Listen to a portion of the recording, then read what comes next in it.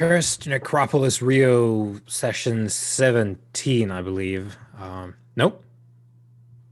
Oh, yeah.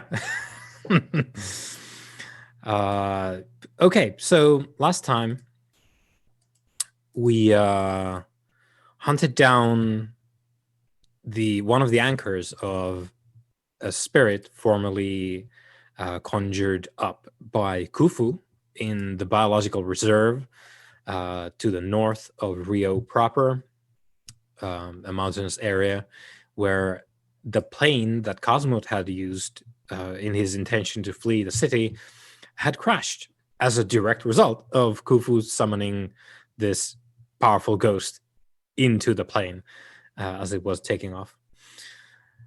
And we didn't find Cosmot, to no one's surprise, but we discovered the anchor. Well, Khufu did, and he now carries this more or less intact airplane outer panel with him, because that is what he made into an anchor.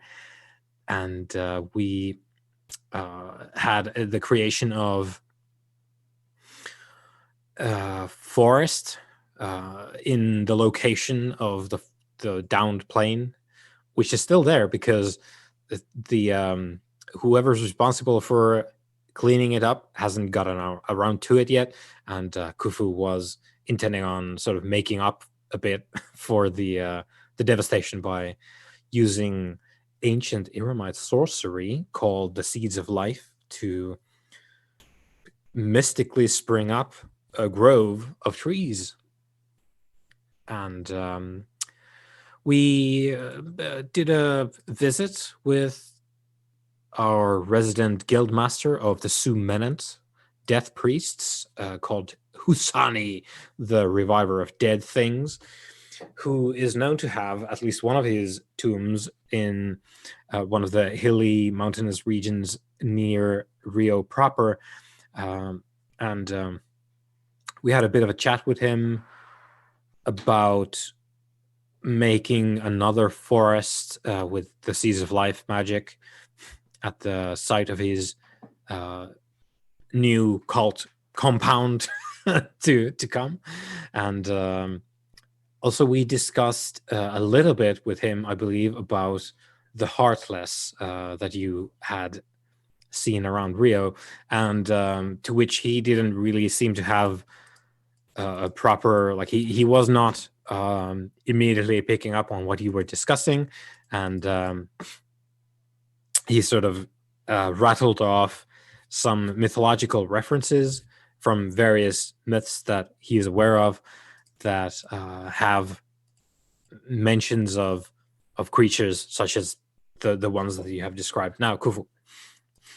I also love the fact that Hassani was like, "Oh, if this heartless is a revenant, you should be able to summon it, Khufu. But if it's powerful, you might want to watch yourself, mate." Yeah, because he doesn't know what it is Yeah. at all. So, but if it follows the logic, if it is not in fact a mythical monster of some different provenance, if it is indeed an ambulatory corpse, maybe animated by a spirit, maybe not. In either case, you should be able to summon it if it has some sort of animating sentience to it, if it is indeed a revenant as such. But of course, even still, if it is an autonomous revenant, and he sort of presumes that you wouldn't be asking him about a zombie because you could deal with that. His presumption is sort of like, well, I don't know what this is. If it is a revenant, you should be able to summon it. But the fact that you're talking to me about this sounds to me like this might be a big problem. So maybe you don't want to summon it just willy-nilly. I also did invite him to come down from the mountain and spend Yes, you some time did. with us. You sort of hinted that perhaps you would be more up on current events if you ventured forth from the mountain. That did seem to stick with him. It did seem to take Yeah, Root of it this. hadn't really occurred to him. You gather, and he I'm yeah, also he wasn't guessing. opposed to it. I'm also guessing that Arisen like inviting other Arisen to like chill at their tombs and whatnot probably isn't that common an occurrence. No, no, and especially not with these folks. Khufu knows that, and Sobek as well, to an extent, that the First Merit are quite isolationist in their way. Yeah, they are. They don't really get involved unless they have to. They more often than not they act through their cultists in the world. They do get things done though. Yeah, They want and to. a lot of those things no one has any idea of because they do not interact with other people. But yeah, that's what we did last time, and there's a whole lot of talk of what we want to do next.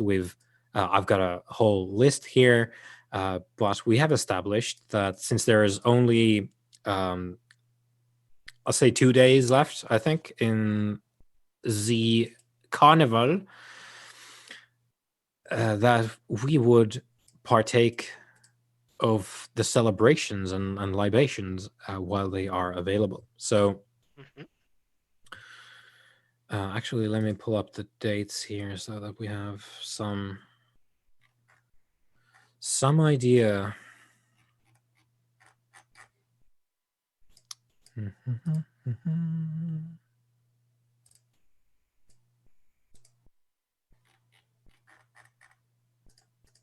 have so many notes that I apparently have displaced my. Oh, there we go. So this would be. So this would be when we hit play again. This is the 9th of February, 2016, the second to last day of the carnival. Right. So it was evening as you visited the biological reserve at night, due to the fact that you presume that you would be using some of your sorceries, which do adversely affect the living.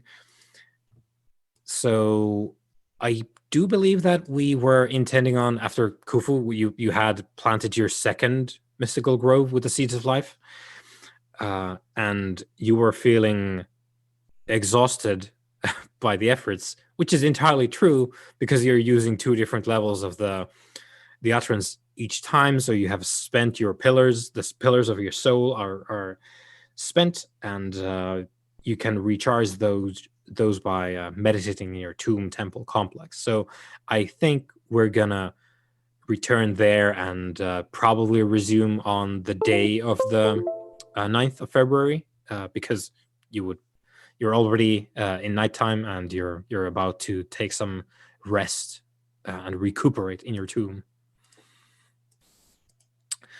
So with that in mind, I think we'll cut into action as you are returning indeed to your tomb. And of course, it is non-stop parties during the carnival. I'll actually give you a bit of a. I have some pictures here. It appears I've lost one. Let me retrieve this. Boom, forest. Yeah, just go to the graveyard. Okay, let's see. Here we go. So it's going to be something like this in your neighborhood because your tomb temple complex is in the Morro de Babilonia favela, which is next to Copacabana, the beach and the neighborhood itself. And I'll put up, yeah, there we go. There's the pings. And during the carnival, it's more or less like this day and night, where you are. That's a shot from the Copacabana beach itself. absolutely jam-packed with both Brazilians and visiting tourists. It's a sort of high tourism peak event. Um, it is regarded as one of the party events, like globally, each year, and it draws a lot of people. And as you can see from the picture, just incredible amounts of people in the streets. And of course, this is a very sort of popular area anyway, and people do throng at the beaches at all hours of the day almost. So as you make your return to your tomb, you will have walked through such crowds, and you can feel the energy of the celebrations. Of course, you can see and witness the sort of vitality of everything. There's the carnival floats themselves, which is the sort of spectacle event of the carnival. But you have this, for example, here is a sort of like a block party. It's a party in this particular area of Rio. The big carnival parade event is in a different place, but a lot of these parties happen in different areas, entirely separate from the parades themselves.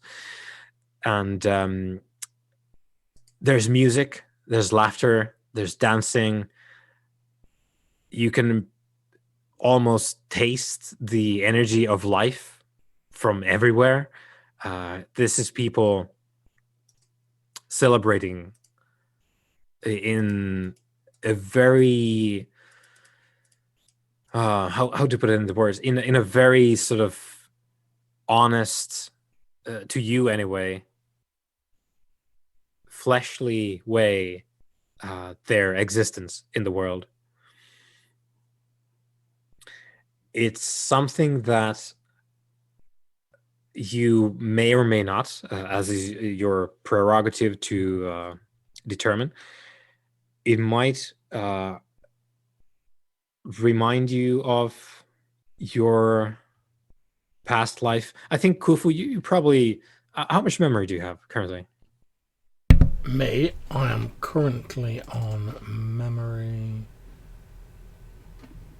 6. And Sobek is 6 as well, I believe. Yeah. I am So indeed, yep. both of you do recall enough of your actual living days. This comes close to something that you remember from when you were alive in Iran. Oh, sorry, in Iran. Sorry, in Iran. Iran, yeah. Oh. Celebrations used to be, of course, dependent on your own particular position in the society. So, for example, Khufu, you had a lot of religious ceremonies that you witnessed and were a part of that Sobek maybe wasn't. But the sort of cultural for everyone events in Irem, there's something similar that you remember. Throngs of people. It was, of course, a different time, a different place, but you do remember throngs of people dancing, singing, the stars overhead, and just the immense pulse of life. Of course, back then, it was the Nameless Empire, and there was no other place in existence where that kind of thing happened.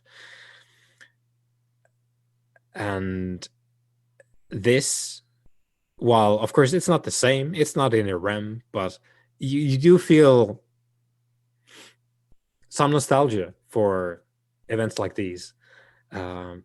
Everyone coming together for the explicit purpose of uplifting something.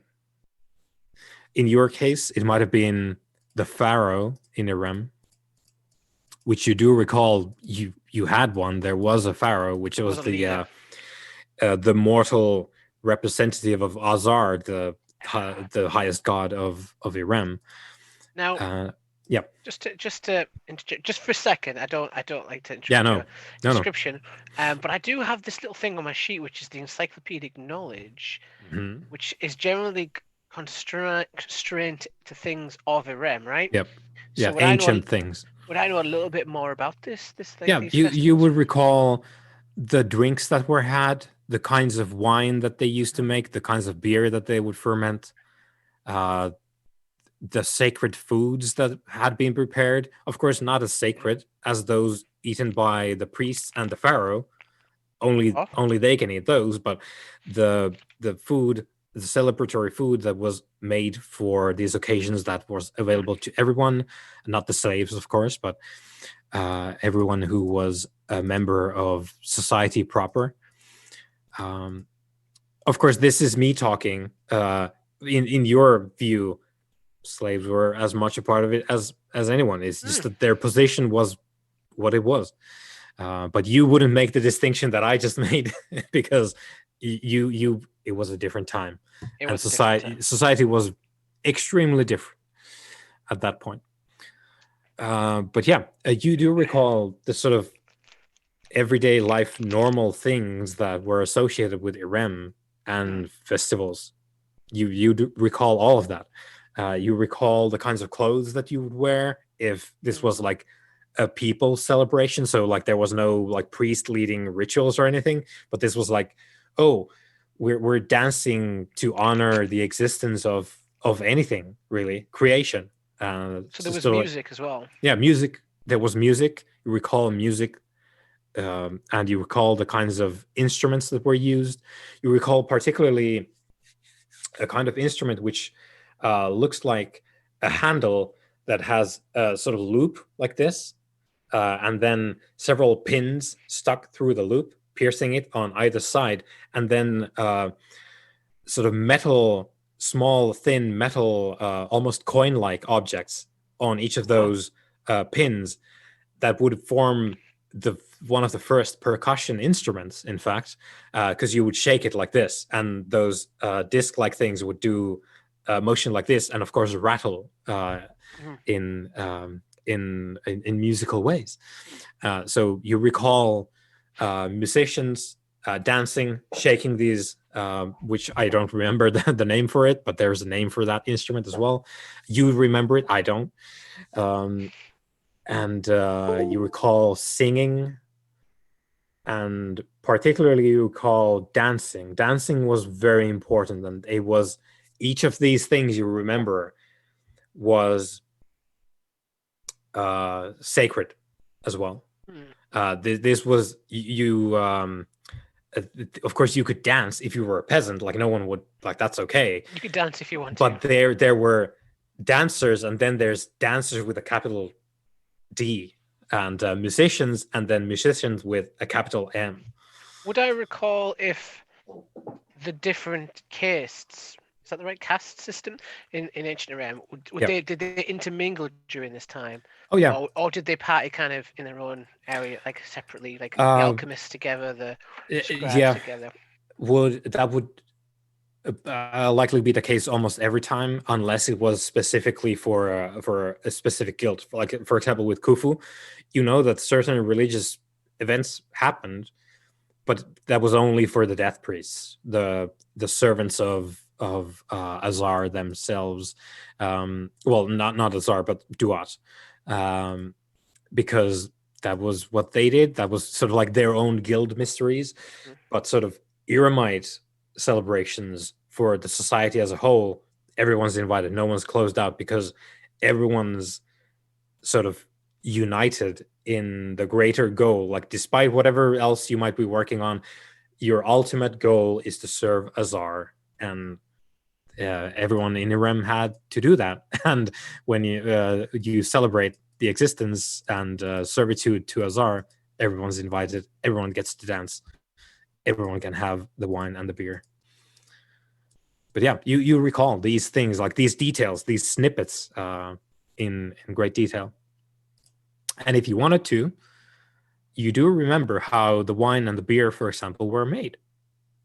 You could make these things, these beverages, according to the way that you used to make it in a rum. I mean, you put that idea in my head like a seed where a forest could grow. Um, I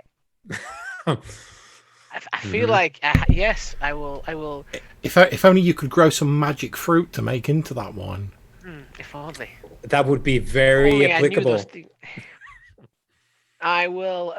I'll make a note of it. It's like it's not the top tier thing that my cult needs to do right now, Mhm. but convenience wise, something to enjoy while if it can be made relatively quickly. Yeah, I'm sure Mhm. Kufu would like a taste of home. Yeah, especially beer. It doesn't take that long. Of course, like nothing happens unless you do it by magic, and you don't have create beer as a spell. But I'll even suggest to him that if he manages to track down capital B Casmo, mhm. that maybe you should take some of this beer with you as a kind of like a peace offering. Maybe he might enjoy the taste of home and also the kind of message that sends him from me to fuck his ideas up and get back on task. You're like, okay, you've had your run. Like, have a Uh-huh. beer and let's get back to Let's work. get us back to work. Yeah. Ever the Right. So diplomat is so back. you ponder these things as you traverse the crowds of carnival gripped Rio across the Copacabana neighborhood towards Do, your. do we sense any other arisen around us at this time? Oh Or yes, occasionally you do feel that there are arisen, presumably. You sense Sechem more than anything. So when you feel that, oh, there's in that direction, I I feel that there's Sechem there. A concentration of Sechem is probably an arisen. That's not unusual.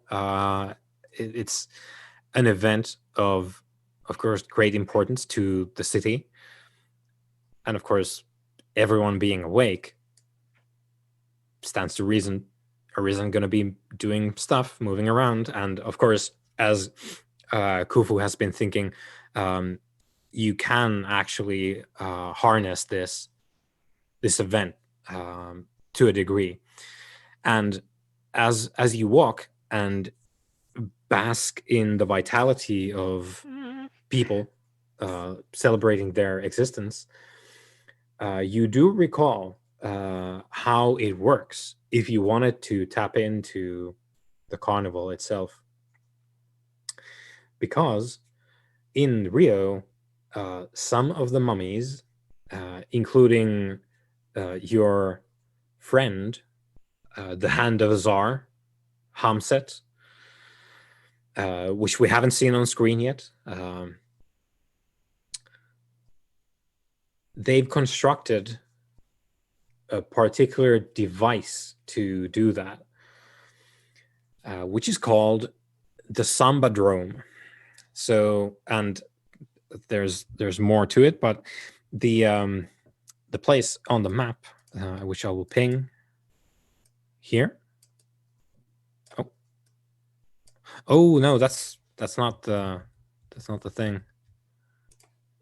I was drawing on it. Okay, here we go. So Samba Drome here in the downtown district. It's a stretch of parade ground, some 700 meters long, which I actually have a picture here for you as well to see what it looks like. Whoop. So it has stands on either side, and then the parade line going forward is there to accommodate the parade floats of different samba schools of Rio and Brazil. And they create these floats, and it's a form of storytelling, really. Each samba school prepares this like thematically constructed display and story, which is then manifested in the dancers' outfits, these moving platforms, and whatever they build on the platforms, which ranges from, as you can see in the picture, there's some kind of woodland scenes with statuary built in. There's also a float of King Kong holding is it the Empire State Building or whatever in the original King Kong story, like holding up Empire State Building, and it's just a massive sculpture of King Kong. So they build these floats and the structures and figures from anywhere. They like pick a reference point and then construct a display and dance routine around that. So this is the picture that I've put up is the Sambadrome, and this facility is built to channel the energy generated by the carnival in Rio. And because now you recall it as you are immersed in the carnival, this is something you've probably done before as well. It is possible to harness this, especially because they built the Sambadrome to facilitate that. So if you are in the downtown area of Rio, you can channel one of your pillar points to lower any dice rolls target number by 1. So like regularly you would need 8s to succeed. You can lower it spending 1 pillar point to 7. If you spend 3, you can lower it to 6. So during the carnival, if you want to spend the points, downtown district is somewhere where you can tip the scales in your favor quite a bit, as the Sambadrome channels and disperses the channeled energy of the carnival into the downtown district. Now, you might conclude that it is not really an accident that a lot of the, let's say, more affluent, maybe more status conscious arisen make their lairs in downtown. For example, one Red Sparrow holding the highest building in downtown. And then the carnival benefits are channeled into the downtown area as well.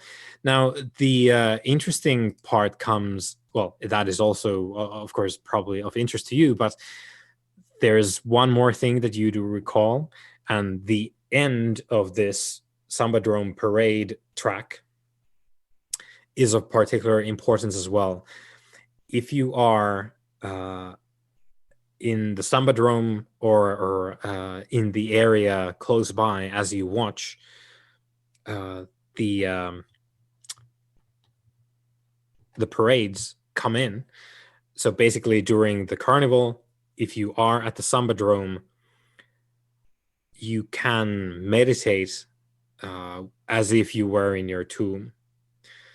So what that means is, of course, you can restore your pillars, and it counts as a geometry 3 tomb. So you get 3 extra dice in your recovery roll if you're there when the floats are coming in and the basically the finale parts of the carnival, which that happens every day. So every day of the carnival, you could be there at night watching the carnivals come in, the parade end. Each of the floats coming to the end of the carnival, you could bask in and meditate every day if you wanted to. And we should schedule some badassery around the Olympics, Khufu, so we can get our the recharge on. The Olympics is a whole different bag. That's something that hasn't happened previously. So that's a new thing. This is old hat.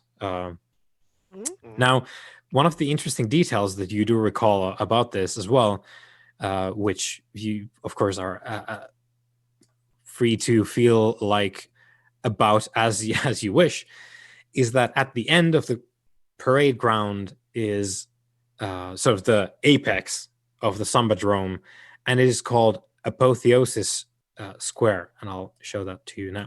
So at the end, there are these arches and square it's a plaza, and it's sort of the end point, the channel sort of head of the Samba drone, and it's called Apotheosis Square. Now, especially Khufu, you would remember. It's been a thing across the centuries. There's a particular strain of arisen thought to which the name and term apotheosis has become attached to. And people like to use apotheosis, which is a Greek word, instead of whatever the word, which I know the word, but you don't. I don't think you would know because you prefer not to. They use the Greek word for it because they want to distance it from Irmite, anything, because apotheosis is an idea of what if we could not be beholden the way that we are. Maybe we could be free of the chains that bind us. Slip the requirements of service. And it's regarded as a sort of hardline folks, which Khufu, depending on if you've met, and we don't truly know if you met these topics a lot during your previous centuries, but there's hardline arisen are basically what you have just typed in chat, like, that's heresy, you need to fucking die, I will now destroy your physical remnants forever and destroy your cult because you're a bad people. And there's others who are just like, well, that's a thing. There's people writing about this stuff for ages and ages, so we're going to study that. It's hogwash. It's a wild goose chase made up by some people who got desperate. But I'm going to study this shit so that I know what's going on, what these people are thinking and why, because it might show me like where they sort of started feeling different.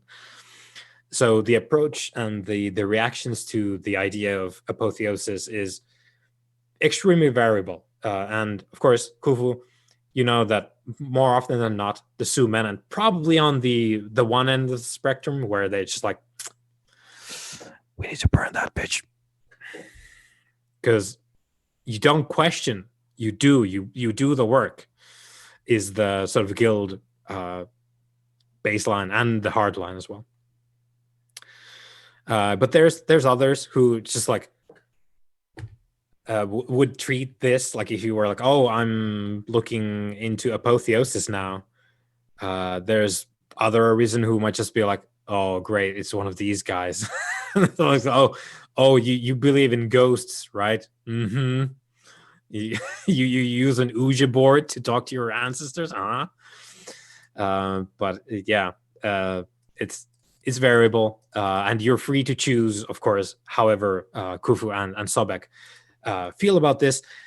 And of course, there is the question of like, how is this place named this? Why is this place named this? Was it just a fluke?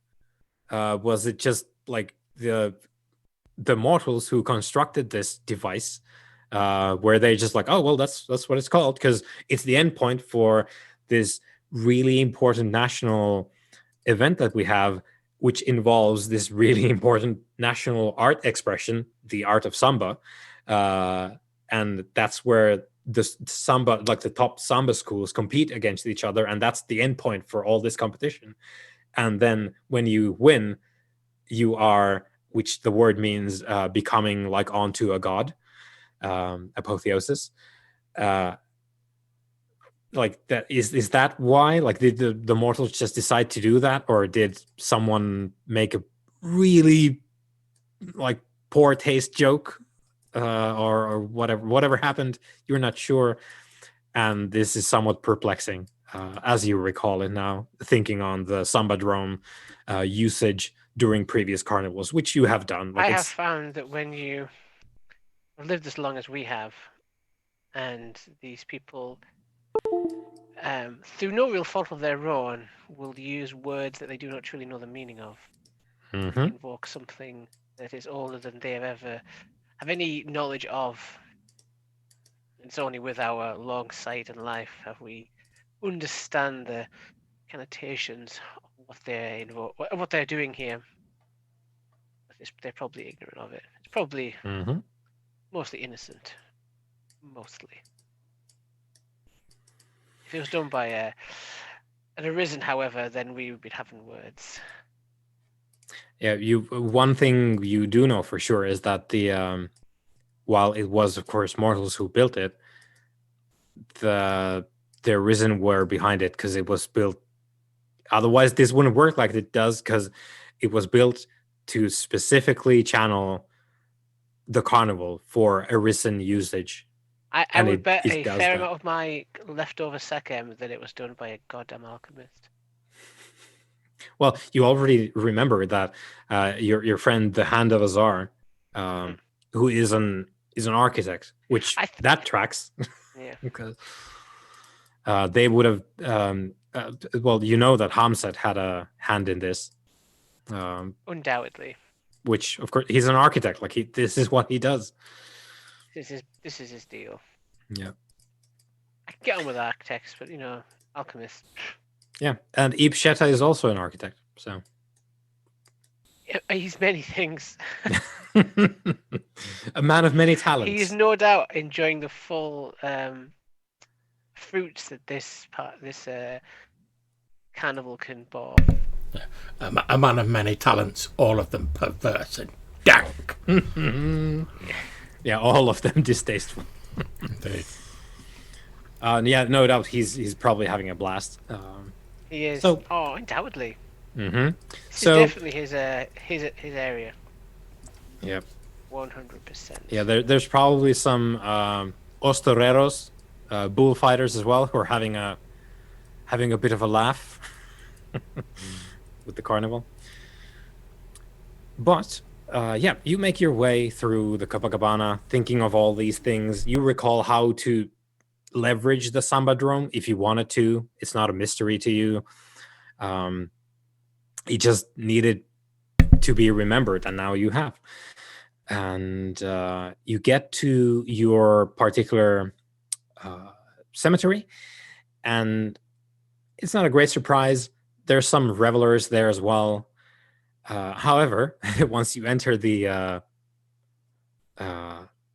underground area heading towards your tomb complex entrance, there is a trio of people inside. There's others as well, like random people looking about, but there's a particular trio that draws your attention. They're all wearing a similar sort of jacket with the sleeves rolled up, and on the back of these jackets it says "Haunted Worldwide."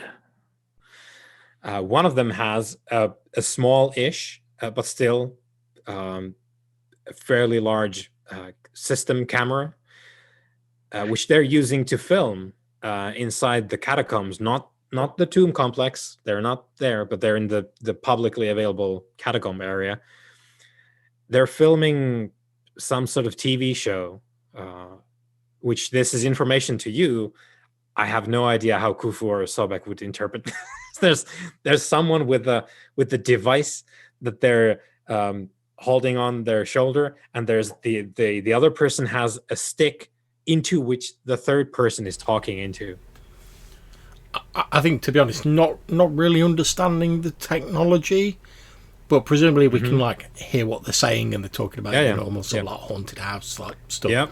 Yep. They're discussing the fact that this is, according to surviving records, this is one of the first cemeteries in Rio, and it was established a bit away from the original settlement because those people who were buried here were somehow cursed or sort of outcast, and therefore, of course, because they were bad people or somehow unwanted, their spirits linger here, and some say that their blood-thirsty spirits are here still, and we're here to discover the truth of this.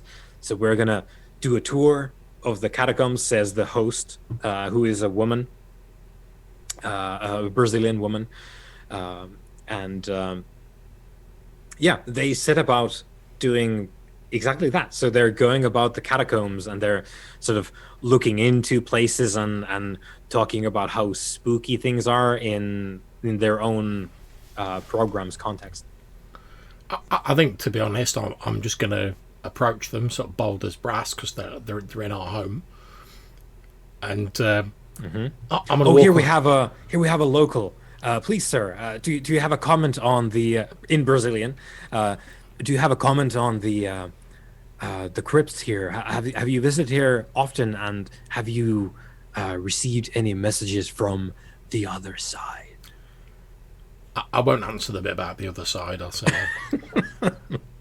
because it's like, yes, I am an undying. But behold my majesty and forests. But like, I'm one of the caretakers of this place. There are many people buried here with many fascinating histories and stories between them. Perhaps if you have time, I could tell you some of them. And if they agree, I'll just like regale, because obviously I've been chronicling like the people who are buried here. I'll just like regale them with some of the choicer tales of like the lives of people who are like buried in the cemetery. Yeah, they're with you for the first 10 minutes. It goes quite well, but the host starts to get a little bit annoyed by the fact that they want the juicy ghost stories, and you I presume are circling back to the actual stories of the people buried here, because that's kind of your thing. And they're like, oh, so they're trying to drag out, like, please, dude, talk to me about the mysterious, unexplained stuff. And if you're giving them the actual histories, I think at this point I'll gradually sort of like work out what they want, because I'm unfamiliar with this whole like format. Yeah, and then perhaps it's a little streak of Khufu's sort of like developing sense of humour sort of coming through. And I say, oh, it's funny you should mention strange occurrences. So there are some who say that this place is a sort of nexus, I suppose you could call it. Well, not this place precisely, but further out into the graveyard. And they do say that if the stars are right, that you can almost hear the voices from the other side echoing out of the darkness of the graves. And in fact, this evening I was going to attempt to call out to one of those spirits to see if it would grace us with its presence, as we sometimes do in the Day of the Dead festivals, etc. Wonderful. Would it be possible for us to film some of that ceremony, perhaps capture the emergence of such a spirit? I'll probably say yes, but I don't really understand what they mean by film. I'll sort of go, this must be some method of recording what's going on, and I'm all about recording like deeds, so I don't really understand how you're going to do it. I don't really get the sort of visual element, but I'll just be like, no, I have no objections. Obviously we won't be doing it here, we'll be out in the graveyard proper. But yes, you're welcome to join us. Wonderful. When does this take place? Well, I was going to head and attempt to commune with the spirits of the place in a few moments. Actually, I was just on my way to do it now. Wonderful. Please lead the way. We will follow you, and we will stay well back and not disturb you. We just want to record the truth, as she says as she looks into the camera. Yeah. No problem. And basically, what my intent to do is, because I'm already planning on summoning up that spirit to try and find out where Kazmut is. So what my intent is to do is basically take the metal plate I've got, like go to somewhere out in the graveyard that's like a bit far away from my tomb, because I don't want this spectre getting antsy, like wrecking our tomb. Basically, like put the plate on the floor, like put like a cloth of some variety that'll snag out the tomb. Put a cloth over it so it just looks like a seance style table. And then my plan will be sort of like couching it in the sort of normal sort of superstitions, which I've got like specialists in superstitions. I'm well up on my occult, so I presume I'll be able to throw together some convincing like seance mumbo jumbo. For sure. As part of doing that, I'm then going to use my abilities to attempt to summon said spectre that we wanted to summon anyway. Okay, this is gonna go really well. So obviously I'll be using my ghost light as well, so when it turns up, they'll be able to like see it. Yeah, they will have the truth. Indeed, I'm not sure how or even if that works on cameras, because I've obviously no idea. I've never like dealt with cameras before. Yep. And you barely understand what it is that this person is pointing at you. This guy's pointing some sort of record or some sort of like device that's somehow going to record it. I've got that much, but I don't really understand the inner workings of it. Okay, so you're using Words of Dead Fury, is it? Right. Do you have the pillars for it? I presume you do if it's shoot, but... Yes, it is shoot, so yes, I do, yep. Let me look that up. It's like I've got all the notes on Words of Dead Fury, okay. So, yeah, tier 1 is shoot, and that is what you...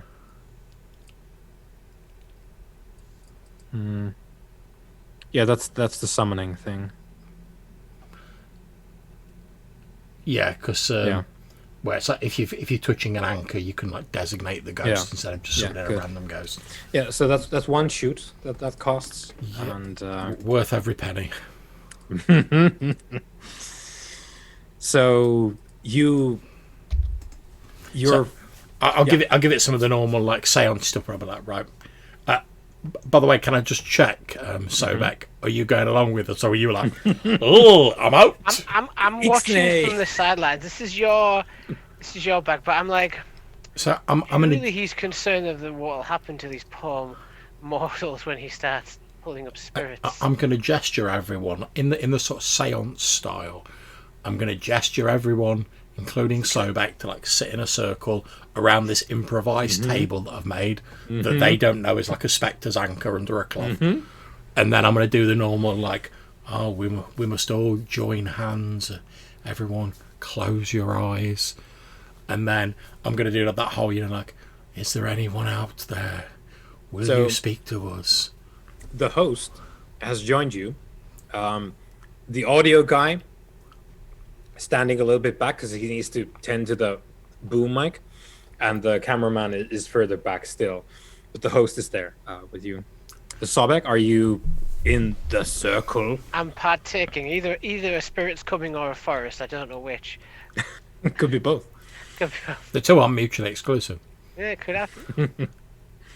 Ghost forest. But yeah, I'm gonna get all the people in the circle, standard seance style. Join hands. All close our eyes, and I'll be giving it. Oh, is there anyone there? Will you speak to us? And then, amidst chanting some sort of vaguely occulty sounding mumbo jumbo, I'm going to enact the words of Dead Fury to summon the spectre that's linked to the metal plate. Yeah, and as you speak your sort of improvised seance ritual.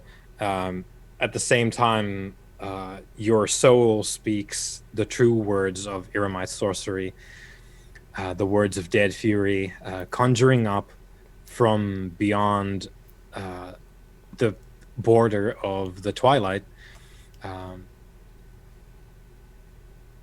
Netarkertes, had to think about the name there for a bit. There is a presence that manifests, and of course you have you're making it visible as well, which is there's two bad parts here. There's the Sibaris and the visible ghost. See, to be honest, I'm not seeing that as a bad thing, because if we decide that like we don't want them like dealing with this camera, chances are if we want to like deal with said camera when they're all in the grip of Sabaris, they're not really going to be putting up much of a struggle when it comes to like, oh no, the camera's got broken in all the chaos. Oh, we've got no proof. Because I'm actually hoping that they won't have any direct proof, but because we've shown them this, they'll sort of like spread the word out. So again, it's sort of like it's more sort of deeds being chronicled and more knowledge that there's something in the spirit world, sort of like spreading out into like the mortal populace. Because most people won't believe it, so just be like, oh, you haven't got any proof. Yeah, likely story. But some people, the one who are probably already inclined to it, may believe it. They may use that because they'll probably talk about what location it is. So we may get like a bit of an influx of like people who are already slightly like occult inclined, which obviously we can make use of and potentially induct into the actual cult. So this is a recruiting drive, not just a show. Yeah.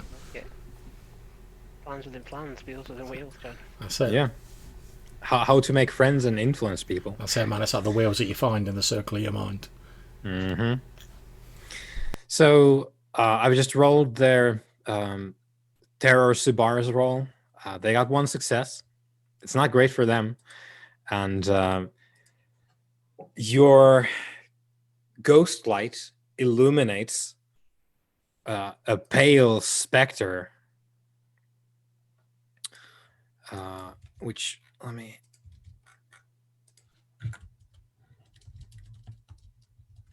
actually do that, and then... yep. Yeah, so you complete the utterance, the Sechem within you flares, and the wave of Sabaris starts affecting people. The graveyard will soon be not inhabited by people. The mystery TV show crew fall to their knees as a tangibly powerful presence emerges from Neterkartet, and it looks something like this. Sweet. And it emanates not only power but also a kind of hostility would be not the accurate term for it, but because of your magics have previously affected this spirit as well. They have, by their very nature, given it an even more acerbic edge than it would maybe have had previously. It might have been there already, but your magics have guaranteed that. So basically, as the ancient ghost is manifesting and all the TV crew are like panicking and whatever, I'm gonna catch Sobek's eye, and then I'm gonna give him like a nod towards the presumably dropped camera. Oh yeah, everyone, including the hosts, they're on their knees and they've got their hands on the ground, the forehead on the ground, and they're bumbling something about please having mercy. Yeah, so I'm gonna give I'll give Sobek the nod to like deal with the camera. I shall. Oh, and that weird stick thing that guy was waving about. I'll give him the nod for that. Yeah, he's some kind of. I don't know what it is, I don't know what it is, but it's part of this whole like stuff they've got with him. So I'm assuming it's part of that. So it needs to be dealt with. I shall deal with the equipment. Right. So you pick up their equipment. Is that it? Yeah. So as you do, they sense you coming, and they bolt the fuck away. The team scurries out of the cemetery, leaving you with one fairly good professional camera and one microphone setup. I'm sure the cult could make use of that. I'm gonna find the cult, and we're gonna find whatever this thing is. Maybe it'll make a nice like tour. When the ancient ghost has like finished manifesting, I'm going to give like what I consider to be, based on the customs of ancient Iran and the funerary customs, etc., that I remember. Mm-hmm. I'm going to give like a respectful bow, and then I'm going to give it a respectful greeting, or what I consider to be an appropriate respectful greeting for like an ancient spirit. So here's the thing. Do you address it according to do you talk to it as, oh, you're a spirit, or are you talking to it as, oh, you're a person of this stature? Well, a little bit of both, really, because what I'm going to be referring to it as is I'm effectively referring to it as something along the lines of a respected ancient who has passed beyond the cares of this world. Something like that. So it's basically saying, yeah, you're high up status and I respect it, but I'm also acknowledging the fact you're not a mortal, you're a ghost. So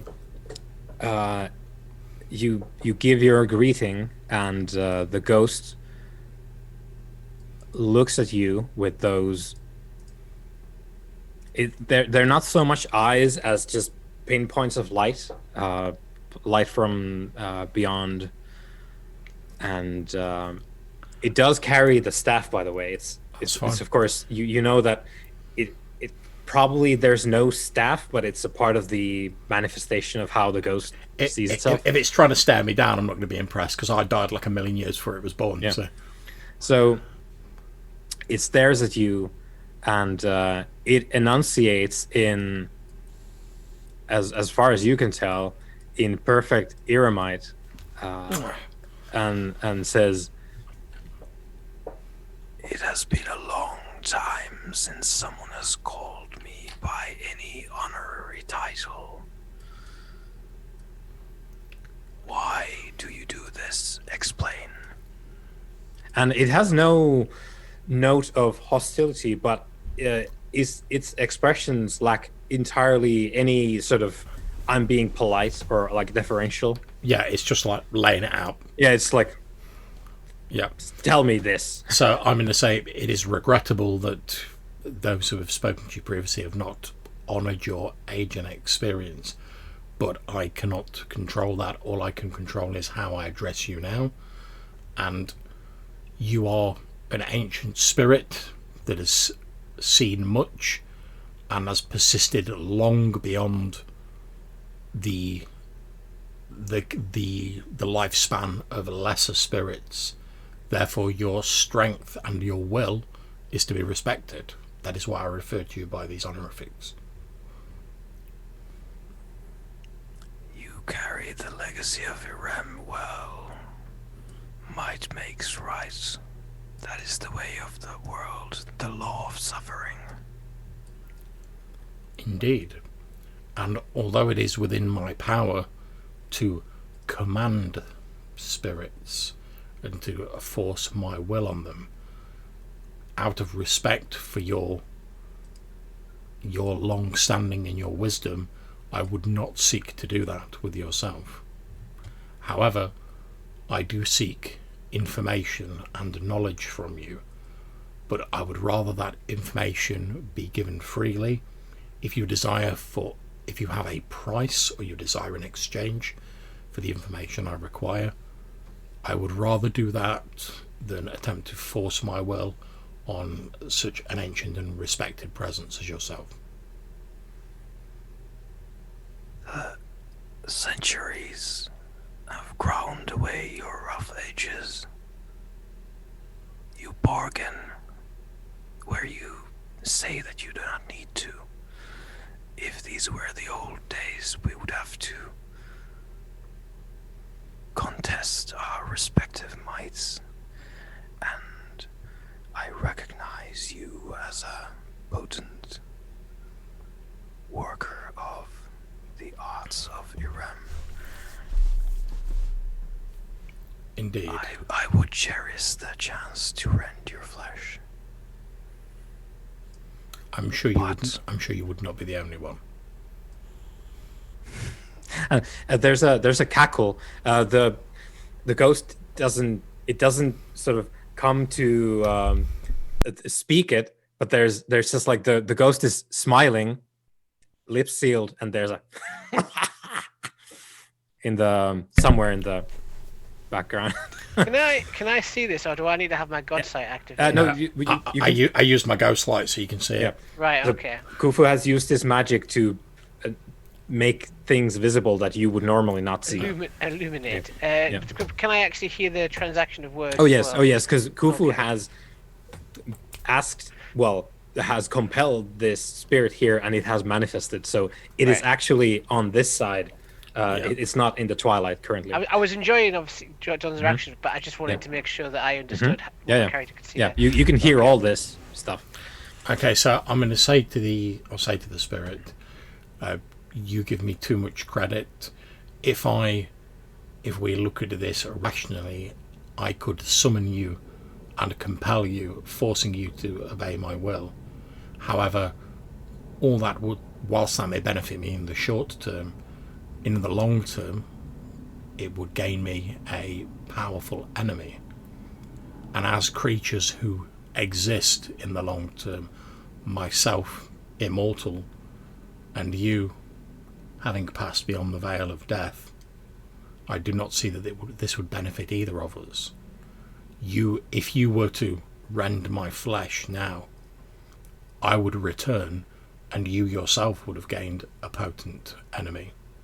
Or we can work out an arrangement that provides an advantage to both of us, and I will have gained an ally who has a potent will and ancient wisdom, and you will have gained the same. An excellent time for us to roll a roll, gentlemen. Yeah, boy. So I'm thinking let me look at that. How do you play this game? Where is stats? So John, sorry, I'm on your sheet. So yeah, persuasion is a thing. So persuasion, and what do we have here? Oh, see, I would like to suggest composure.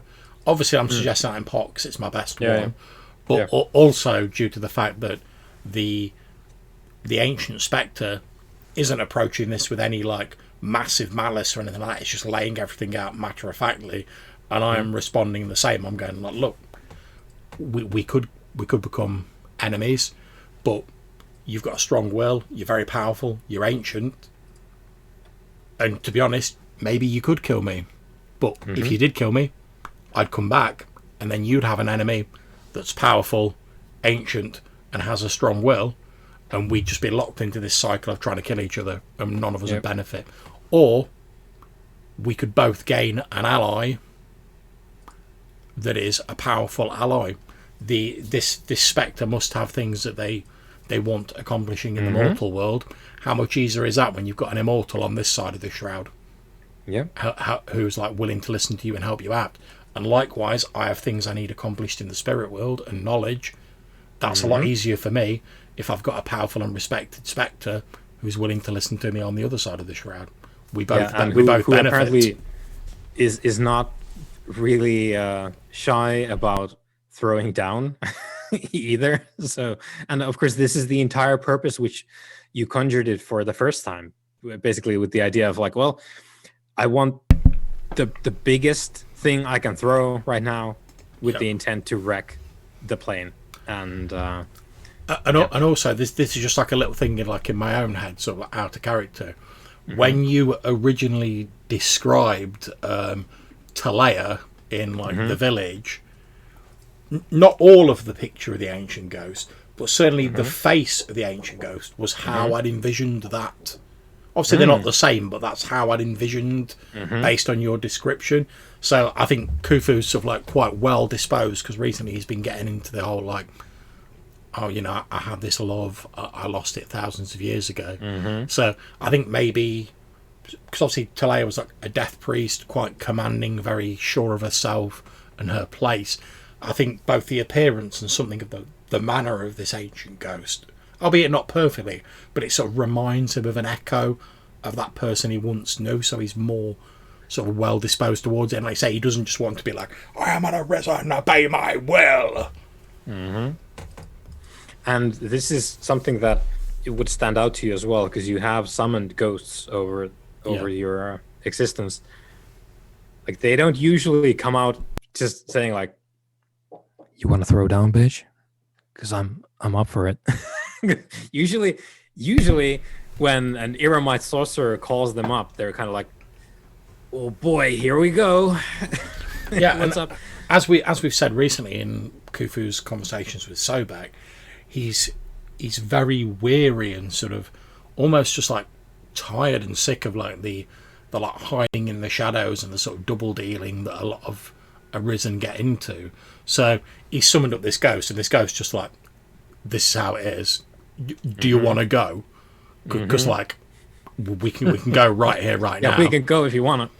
So he respects that because it's straight up, it's no mess and it's no nonsense, which is how I envision like the Sumenant are. They're just like, we have this task, this is how we do it, this is the way it has to be done. Yeah. And this ghost is exactly the same, but also the ghost just not appeared and be like, I am going to kill you and rip your flesh off your bones. It's like, it's got a bit of curiosity. It's like, why are you addressing me in an honourable way?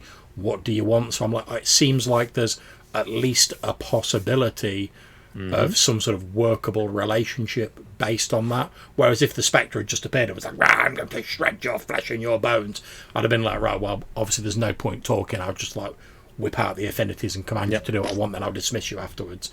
But as with the pirate ghost, where I was like, do you know what, if I don't have to make an enemy and I can bargain with them and gain an ally, I would rather do that, because I'd rather have like a small handful of ghosts of whatever power levels who are well disposed towards me and regard me as an ally than have like hordes of like spectres that are like baying for my blood and are only held back by my Eremite sorcery.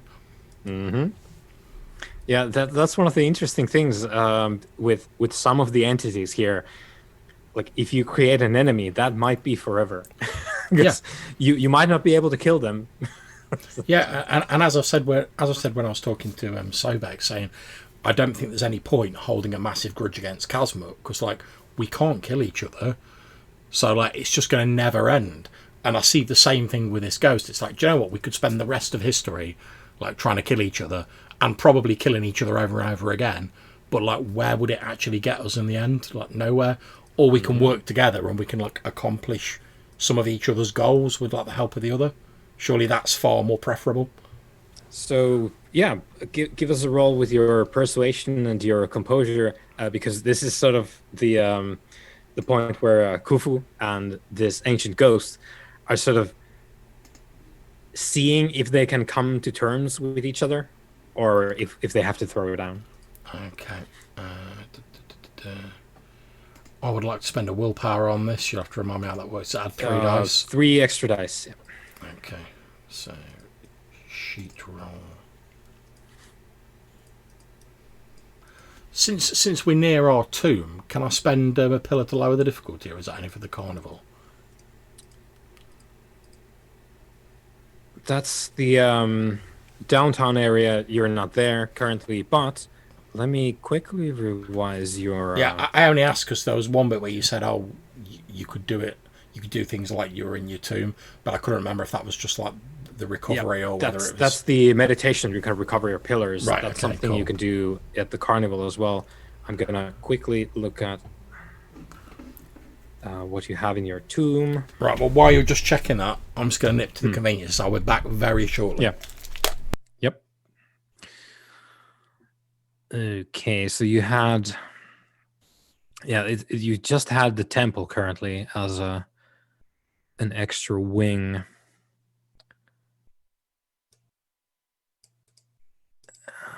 Let's see.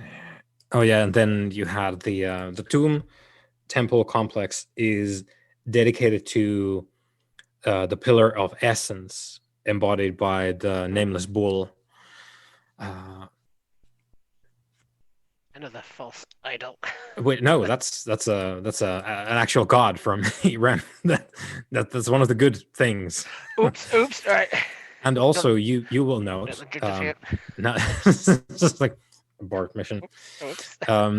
You will note that the ghost has a bull head at the top of her staff.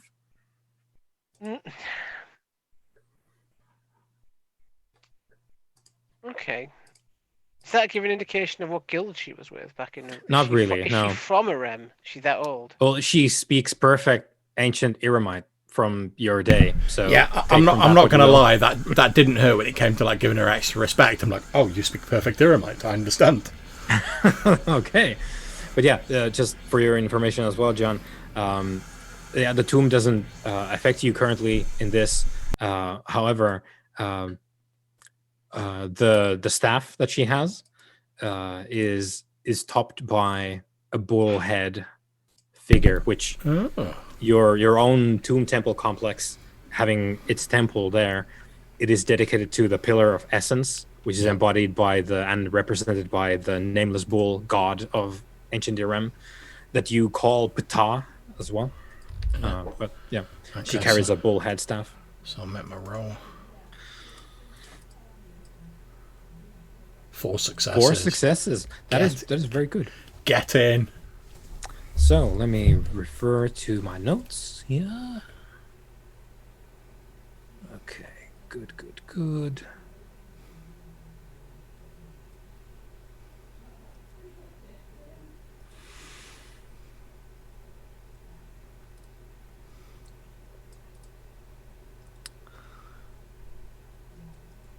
Right, so she flutters around in place, staring at you, listening to you talk, and there's a bit of silence as you finish your pitch, and she says, I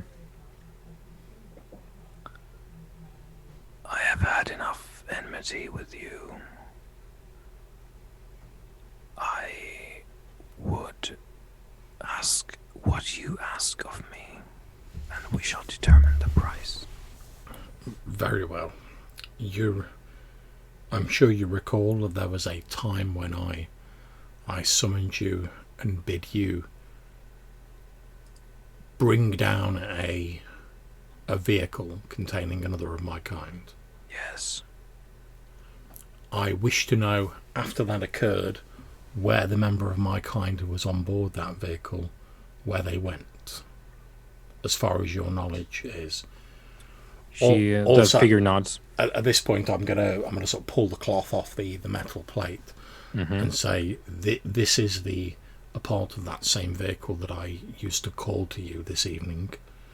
I am aware that those who've passed beyond the veil of life can use such objects as safe harbour, as part of our bargain, although I will also listen to whatever additional price you request. You have my word and solemn vow that this will be stored securely amidst our place of protection, so that should you need to use it as a safe harbour, this anchor will be as secure and well defended as anything else we own, including our own lives. So the figure nodded as you explained that you would like to know where this other arisen went, and it says, or continues rather, I will not be bound into your walls. Please do not misunderstand me. Of course I will listen to whatever else you have to say, but I do not intend to bind you. I simply intend to keep this safe so that if you need to use it, or we need to contact each other, we can do. As I've said, I have no interest in imposing my will on you. Indeed, my price is that you take battle, and you bring it under the sword to the grotto on the island. There is a place there. I will instruct you where to leave it. I will, of course, do that as part of the price of our bargain. However, I would ask, and this is simply a request, you are, of course, free to refuse, but as I've said earlier, it occurs to me that this arrangement could be advantageous for the both of us. I would like to offer a way that you can contact myself, and would also request, if you are willing, a way to contact yourself. That can be arranged. Otherwise. Splendid. In which case I will, of course, once you have given me directions, I will take this anchor to wherever you should direct and leave it in the care of whoever you should wish.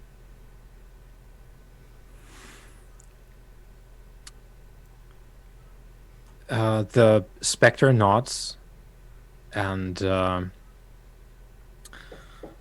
there is an emanation. You can feel it expending some of its energy, its essence. And on the ground, next to the panel, the grass dies. It wilts as you watch, and this wilting draws out what eventually you figure out is the coastline of Rio. And she reaches down, and the butt of the staff touches some distance off the coast into the grass, and that just, like, the grass becomes just ash on that point. And she takes the staff back up. She's sort of like hovering slightly off the ground, and she says, "Bring the anchor here. There will be more to discuss there, but that is the beginning."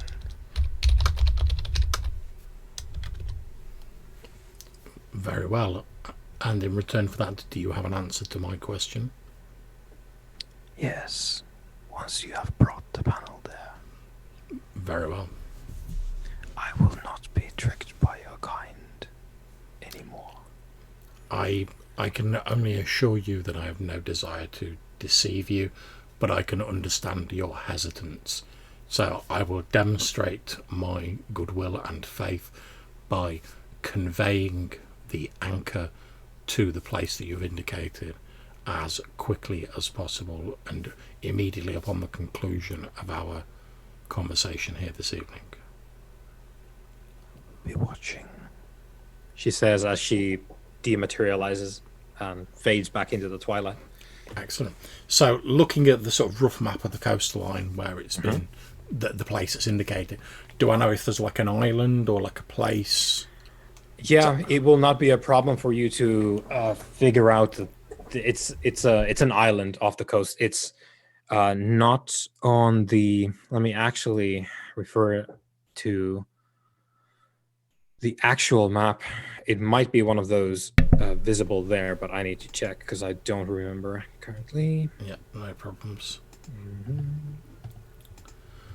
And just to let you know, my plan will be basically immediately to like charter a small boat.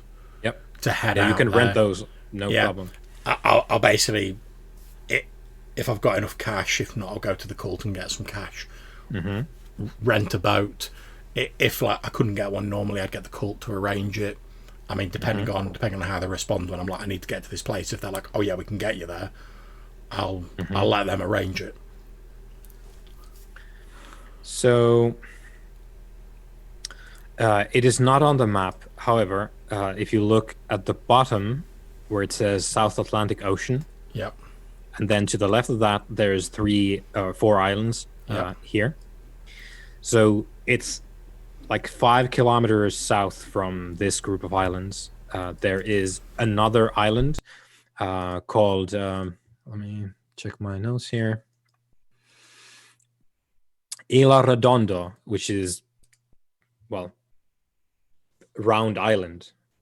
circle island, which is very apparent because it is quite circular indeed.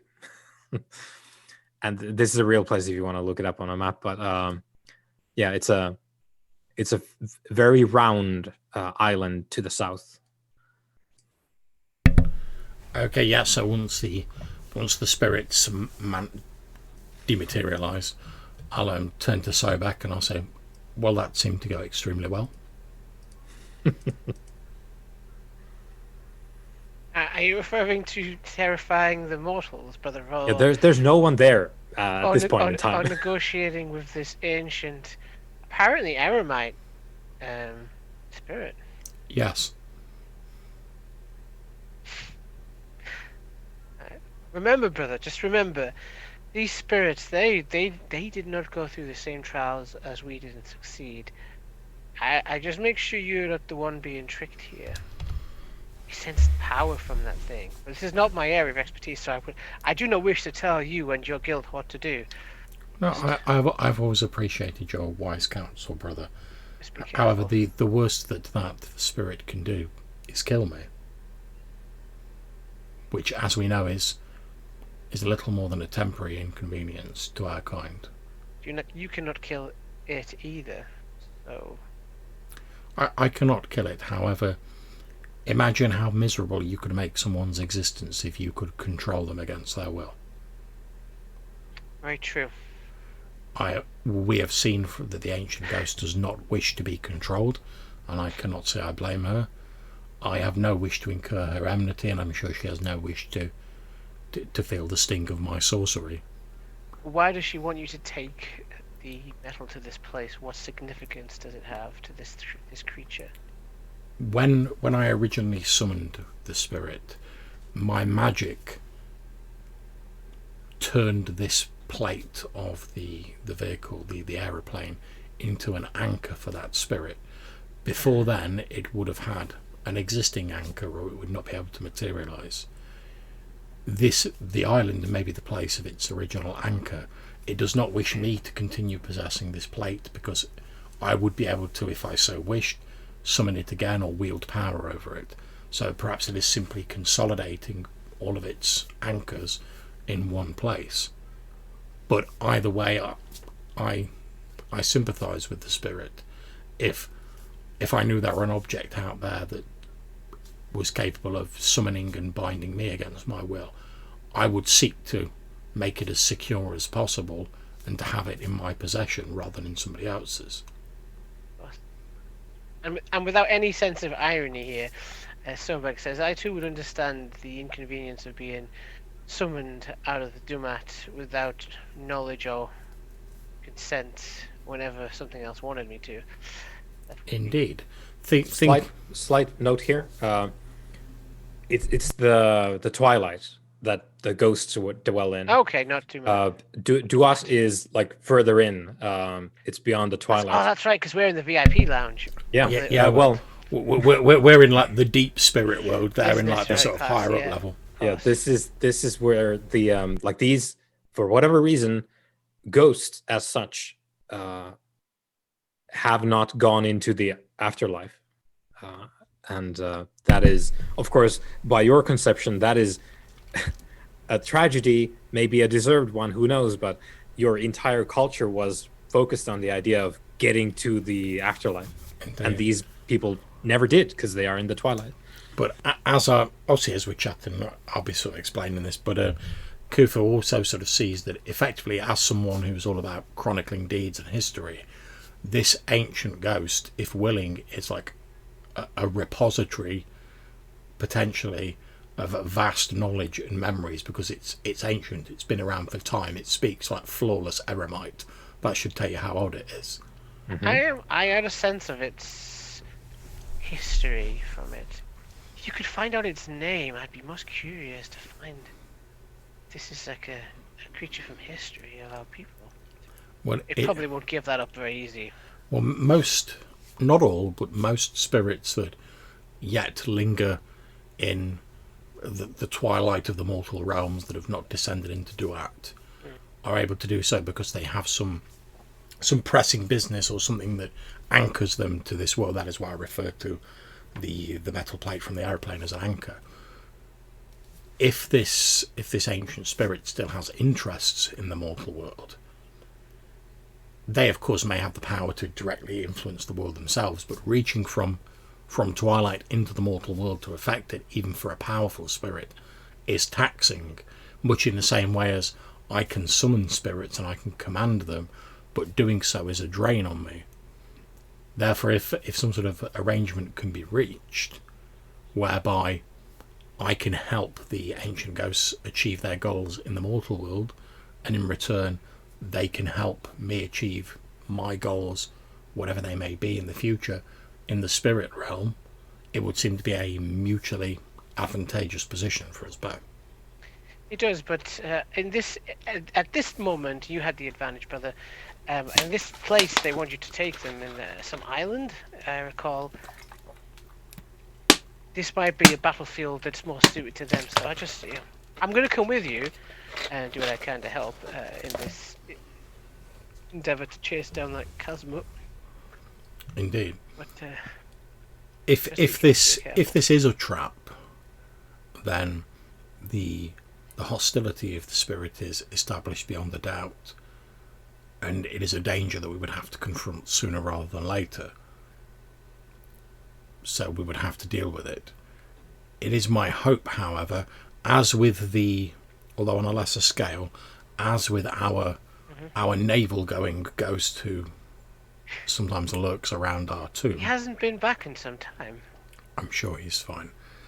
As with him though, initially he was quite hostile, but when it was pointed out that we could both gain from a more working relationship rather than simply that of necromancer and compelled spirit, he was more amenable. It is my hope that something similar can be established with this more potent spirit.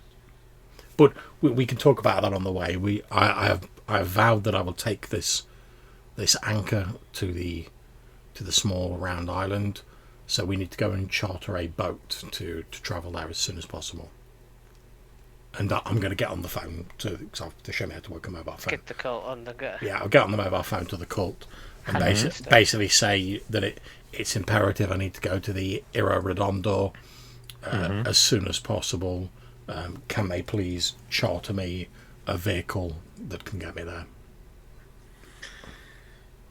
Right. I think we probably need to come up with like a major domo for the facilitator, the factotum for you guys, as a point of contact, because you will have these needs, right, of the cult. So I'll have a think about that so that we can have a constant presence. Yeah, sounds good. Of some kind. But anyway, it's a non-issue really to get a boat, so that is quite quickly arranged. I presume you're going to do this right off, so yeah, continuing the night. Yeah, I promised I'd do it. Yep. I'd get on it once we'd finished our conversation. The conversation's finished. Right. I'm an undying of my word, so I'm going to get straight on it. So we can just jump ahead, and I have a picture here of the island. So it doesn't have a lot of vegetation on it, but it has some trees at the top. Yet. Yeah. It's like, watch me. Now, what she said was take the anchor to... Oh, I lost my zoom here. Take the anchor to quote unquote under the sword into the grotto on the island. Okay, so grotto makes me think of like a cave, or like a cove. Mm-hmm. So when I'm speaking to my cult, I'll basically, obviously I don't know the phrases, but effectively get them to pull up like the Google map of the island and say that I'm looking for a cave or a cove or anything in the island's history or local legends that's referred to as the sword. So in the interest of time, we'll like just proceed through it. They come up with absolutely nothing about the sword. That's not something they can figure out. To be fair, worst case scenario, I'll go to the island, I'll walk around with ghost sight on and go, well, it looks ghosty. They do find a sort of cleft on one of the faces of the island. Okay. And but they don't. There's no cave that they can see on like from a distance. However, once you get on the boat, you go there, you find that the cleft. You make a guess, and it turns out to be right. That the cleft probably continues under the water, and you could swim a little bit and come up into a sort of underwater, partially underwater grotto inside the island, some distance. Quick question with regards to that. How do the Undying stand with regards to drowning? It doesn't matter. I was going to say, because we don't actually breathe, do we? No. Yeah. There's no need for you to do that. You could, if you wanted to, you could spend a lot of time walking from one continent to the other under the ocean. Nah, I'm good. Boats will do. And so as we get to the island, obviously I know Matthew's away from his keyboard at the minute, but my plan is once we get there and I've realised that this cleft continues underwater, I'll say to Sobek that like my plan is to basically take the plate, swim down into this grotto. We're in no danger from drowning. Obviously he's welcome to come with me if he wishes. If he wants to stay on the island and out of the water, I also understand. It's entirely down to him. And what I'll do is, rather like when I strapped the plate to my back before, I'll sort of secure it onto my back as well. Which will also hopefully be like a bit of a weight to like help sort of like keep me down, so I'm not like bobbing up. Yeah, because you're a bunch of dry twigs. Exactly, yeah. So with that extra weight, I'm hoping that I'll be able to swim down and like into the grotto.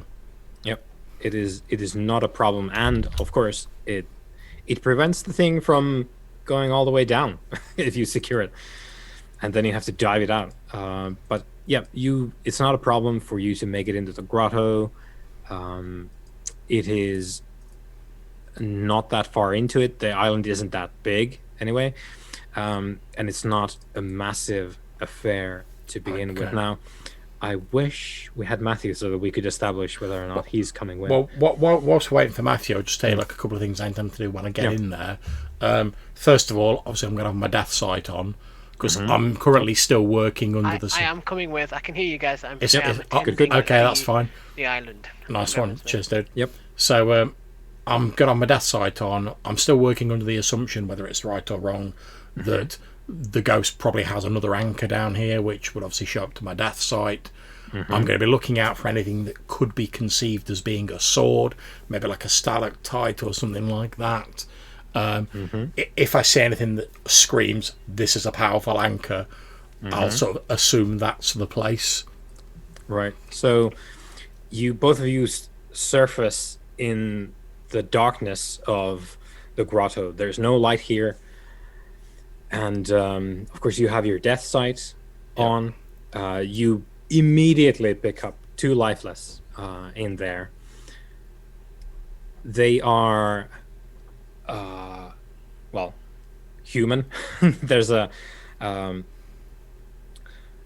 one that is, you think, because its death sight doesn't really give you any light, it just lets you know what's there.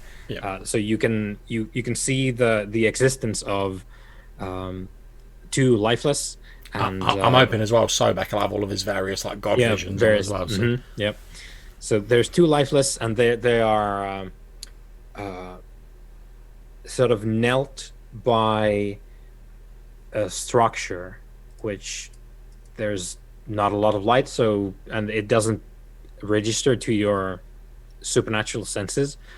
So you're not quite sure what is there, but you can make out that there's some small thing, maybe a pedestal. You're not quite sure. At which point I'm going to take out that handy sort of black stick that lights up that I was given a session or two ago, and I'm going to sort of activate that and sort of play it around. So you activate your maglite, which is waterproof, because they don't fuck around. Your cult. That's it. That's why when you said it was a maglite, I was like, Yeah, you can do a lot with that. So you shine the light in. There's what looks like a man and a woman. They are dressed in. It looks like sort of self-made, homespun plant fabric, which used to be clothes at some point, but it's fairly eroded and salt encrusted as well, presumably from the seawater. Can I tell from a death site whether they're like standard like zombies or if they're like these are not awakened corpse thralls? You can pick that up immediately, and what you do then is you decide that these things, because they very clearly are not corpse thralls, they are in fact heartless of some description, and they're sort of knelt by this, which now that you have your maglite out, it's some kind of weathered and worn, to your practiced eye, you're familiar with the topic, it's kind of like a pseudo pre-Eremite, quasi-Eremite shrine, like a small devotional altar shrine maybe, but it is not that big. It's basically a small like chest high column at most, and then it's quite eroded, but it has some Eremite elements to its sort of carvings, but it's not like you can look at this and say, oh, this is for reference to that and that god or whatever. That it's not complete like that. To you, and they register you suppose the heartless. They register that you're there, but they don't make a move at all. And as you switch on the light and see the scene, of course we don't have Sobek's commentary on, but there's different commentary who will now materialize in the cave, the grotto rather, and the ancient ghost materializes, and you hear the voice. These are my servants. Put the anchor behind the shrine. There is a deep well there. Yep, so as I'm dead, I will walk forward, still holding like the maglite, find this well. Yeah, there's just a pit in the ground. Yeah, and then basically I'm going to sort of, not like leaning out too far, but just like lean over it slightly, because I've got the plates still strapped to my back. Basically sort of like spin it round so it's on the front of me, and then I'm just going to untie it so it falls into the well. Yep, so it clatters down, you hear a splash as well, and yeah. The ghost has materialized, and the heartless have closed their eyes, and they don't react to you as you come closer. They clearly know that you're there, but they don't do anything. And the spirit in the air floats sort of over the pit in the ground in the grotto, and says, I am surprised that you would honor compacts. There are many things that I have forgotten over my immortal lifespan, but I am true to my word and to my oaths. We shall see how far that carries you. Your companion has gone some distance, and I will refer to my notes. Okay.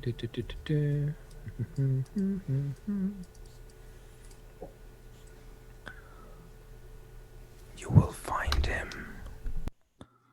in the Poison City to the north.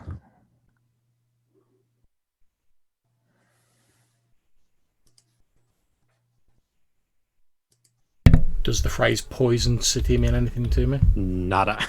At which point I'm going to say, does the city have a name which it is known by mortals?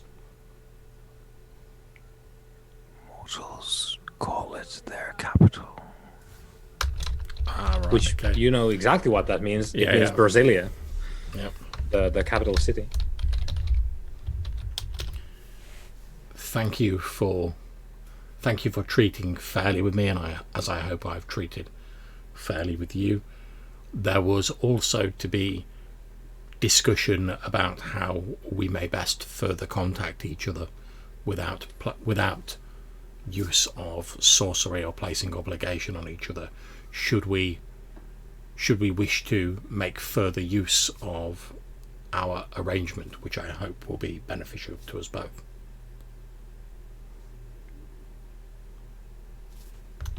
It will be difficult to see us working together, but I will send a servant where you can find them, and they will contact me if you have something you wish to settle.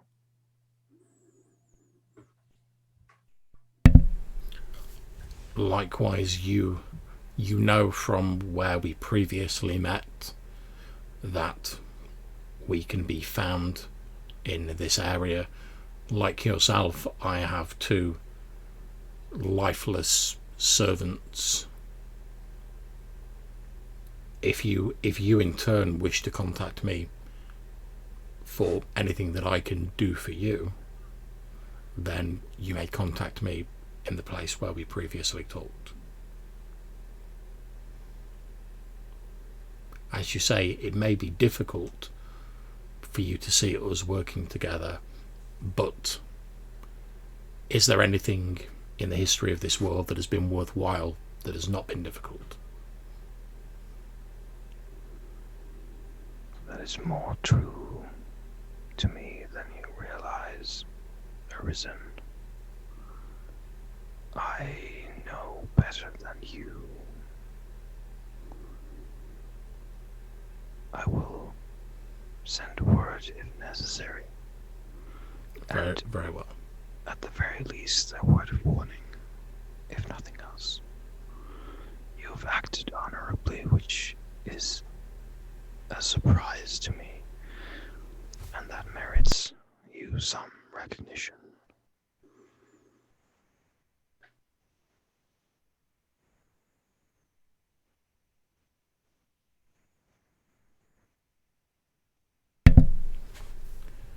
And likewise, you have acted honourably on your own behalf,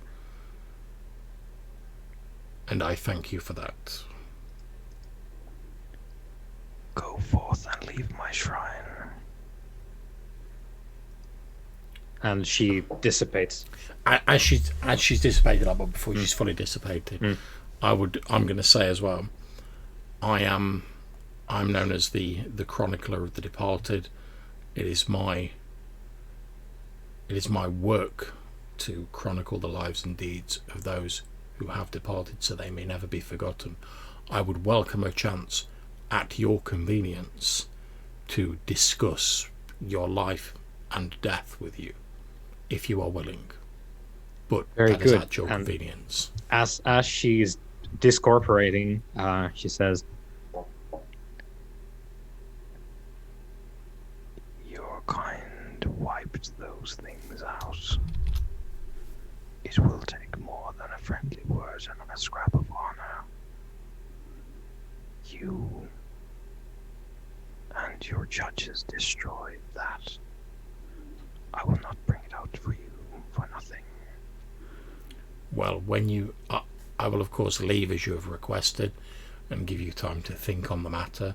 However, if my kind have done you ill in the past, I would do what is in my power to mend that harm in so much as I am able, and although I may not be able to mend it fully, I will do what I can please think on what would be adequate proof of my good intentions, and when you have thought on the matter, we can perhaps discuss further. You know where to contact me.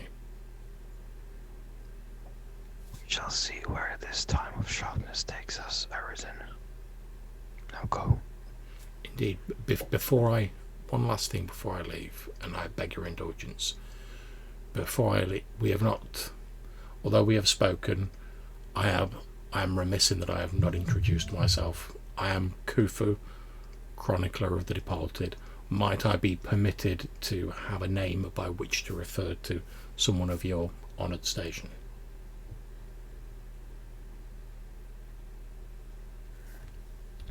It is not the first time a meddling sorcerer asks for my name.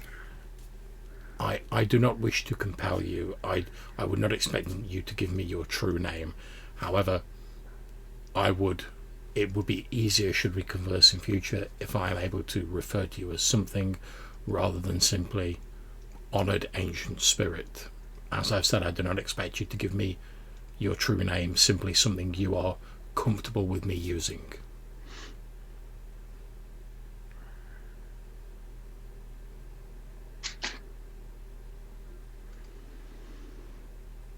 I think there's an honest pause. Like you've given her something to think about.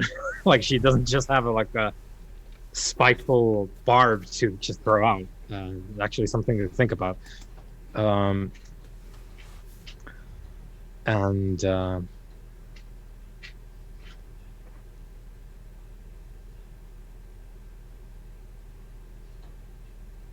I think she says, You can call me Set. which you know to be the name of one of the Eremite gods. That's the nameless serpent, Sutek. Which, of course, clearly not the case. Yeah, but I asked for a pseudonym. They've given me a pseudonym. That's fine. So I'm going to say, thank you, honoured Set. I will now withdraw as you have requested, and I'm going to leave. Mm-hmm. Yeah, she discorporates the heartless, presumably, watch you depart without moving.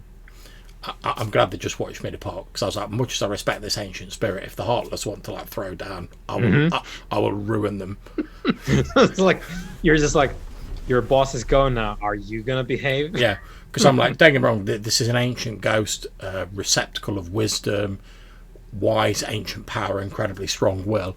And you're like some corpses she keeps around because she needs someone to guard a shrine. I don't have the same level of respect for you, to be honest.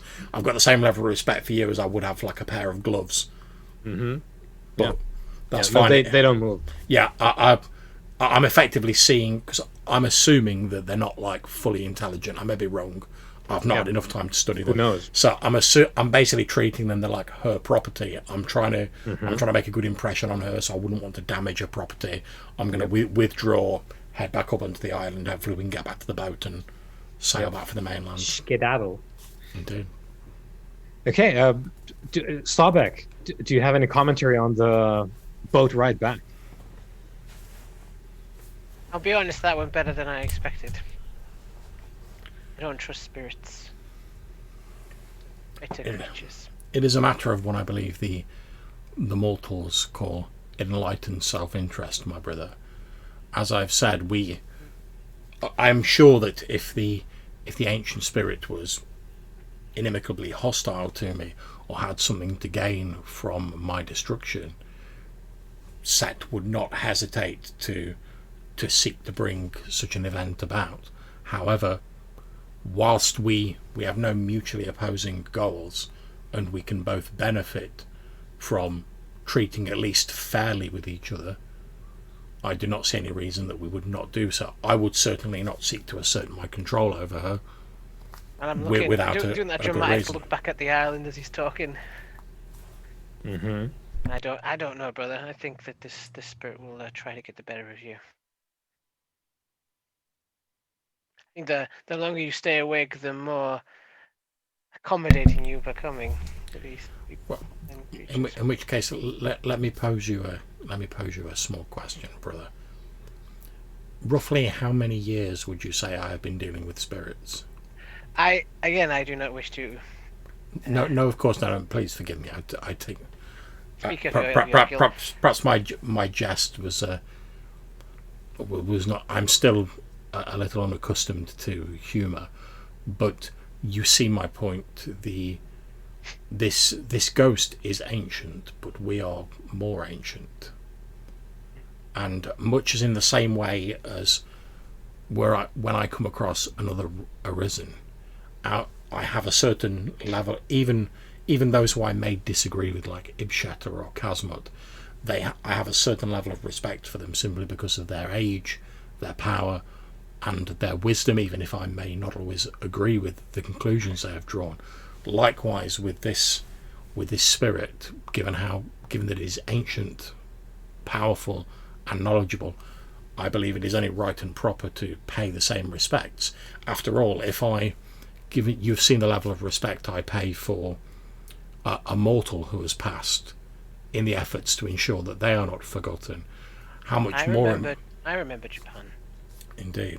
In which case, how much more important is it to pay respect to someone who has not only passed from this world many, perhaps thousands of years before, but has had the willpower and the tenacity to maintain a foothold in this world, whilst most others who lingered from that time have long since passed into the shadow of Duat. You speak true. But anything that holds on with that much will, it is one of my flaws, brother. Covets life in a way that it's not a thing that is noble. It's an inability to move on. And I know that sounds kind of. No, I understand. Funny to say from our perspective, since we are bound the way we are, but I do not. Some of the way that she coached, the way that she expressed things, brother, just I don't know. It pulled at a chain deep within me. I do not like being told about things about my past that I do not understand from someone who is not one of us. Indeed. She spoke of the law of suffering, and that there's something about that just it occurs to me. Tickles the mind. It occurs to me, brother, that we have a very one-sided view of our society. Obviously, we are within a risen society, so we have one perspective on the matter, and we know from ancient Irem the perspective of the pharaoh was very different from the slave who worked in the fields. Yet they both existed within that same society, but they had very different expectations and viewpoints and experiences of it. If our society of Arisen is truly as great as we believed and as noble as we believe, then what do we have to fear from learning more about it? And if we do find out that it is not as noble and not a beacon of light as we believe it to be, then surely we are better forearmed with that knowledge so that we are able to do something about it, rather than stumbling blindly towards eternity in ignorance. I agree with what you're saying. Also, I just don't like a spirit telling me about it, Rem. They've not been judged like we have. They've not been forced to. I believe their state of existence is a judgment into itself. Yeah, well. But even as you've said, the set clearly has an interest in the world of the living. But as I've said, it is very difficult, even with servants, for such an entity to make its will manifest. Now, I offer, as an exchange, a route for the spirit to potentially have an impact through me on the material world.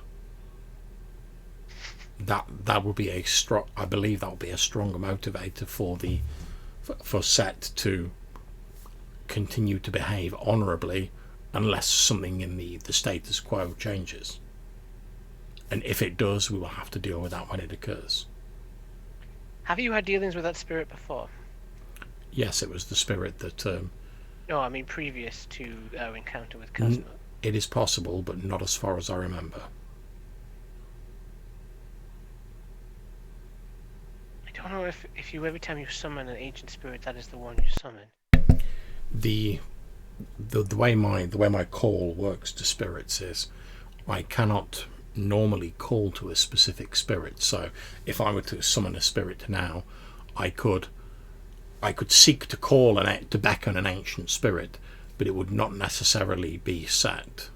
However, if I have in my possession one of their anchors, I can summon the spirit that is linked to that anchor. Hence, while using the metal plate earlier, I was able to summon that specific spirit. However, now Seth has said that she will send a servant via which we can contact her, and she obviously knows where she can contact us, so we can arrange a dialogue without me having to extend my sorcery to summon her, which is obviously a compulsion of a sort, and I'm seeking to avoid compelling the respected spirit to obey my will.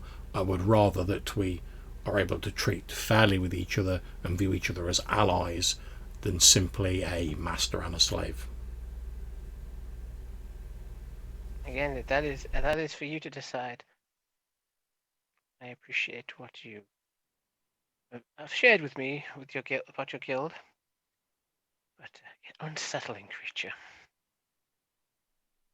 It is not surprising you find her unsettling, Sevek. After all, we are creatures that, although we die from time to time, we do not remain dead. We always return to the world of the living. They are creatures, it is part of our nature, they are creatures who have died and remain dead and struggle to hold on to the world of the living. We are both different sides of the same coin. We die temporarily and we are thrust back into life. They die permanently and struggle to cling on to it. But perhaps the two of us can complement each other and provide the other half of the coin that each is missing. It may come to nothing. It may be, as Seth said, it is difficult to imagine our kind working together. There'll be much mistrust and difficulty. But as I said to her, I truly believe, as we have experienced much of human history and Eremite history, that there is nothing worth gaining that is not done without some difficulty. Well said, brother. Thank you. And in regards to what you've mentioned before, I would be very interested if you could get this creature, this spirit, this Set, as she's taken a name, to talk about what other arisen she's dealt with. It is my hope that once we have fostered trust between us, which may take some time, I do not know how long, that I can find out further information, so that, as I said to her, if there was harm done by our kind to her, I can try and mend that particular bridge. But it may be a slow process forming that trust. Many, potentially thousands of years of mistrust and misunderstanding are not easily swept aside by one honourable dealing, as the spirit rightly said. But it is my hope that through consistently, hopefully in future, dealing with Set honourably and keeping my promises and my vows as I did when we delivered the anchor, that we can build this trust, and eventually, even if we do not come to regard each other as friends, we can at least regard each other as trusted allies. But only time will tell. But after all, time is something that we have an awful lot of. Never as much as we'd like, though. Quite true, brother, quite true. As we start to sail off into the night. Mm-hmm. Now, we're getting on a bit. How are we looking for schedules? I'm probably good until past. Okay. I could probably go to half past, but I am. Okay. The week has been long. Yeah. I feel you there. The shadow grows. The shadow grows long. Right. So let's crush in some more stuff here. So I'm gonna call that the day. So you can go back to your tomb and you can meditate. Now, John, did you roll for the meditation last time already? I didn't know. Okay, good. So let's see about that.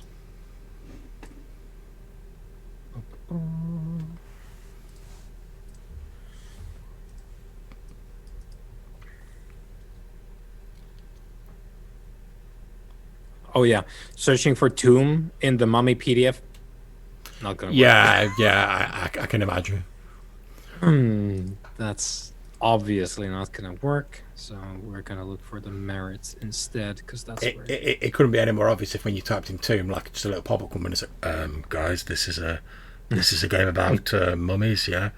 It's like, are you?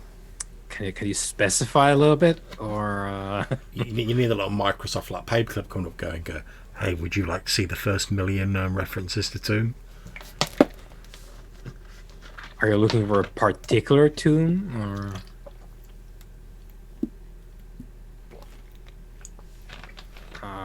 I should have a pillars handout as well.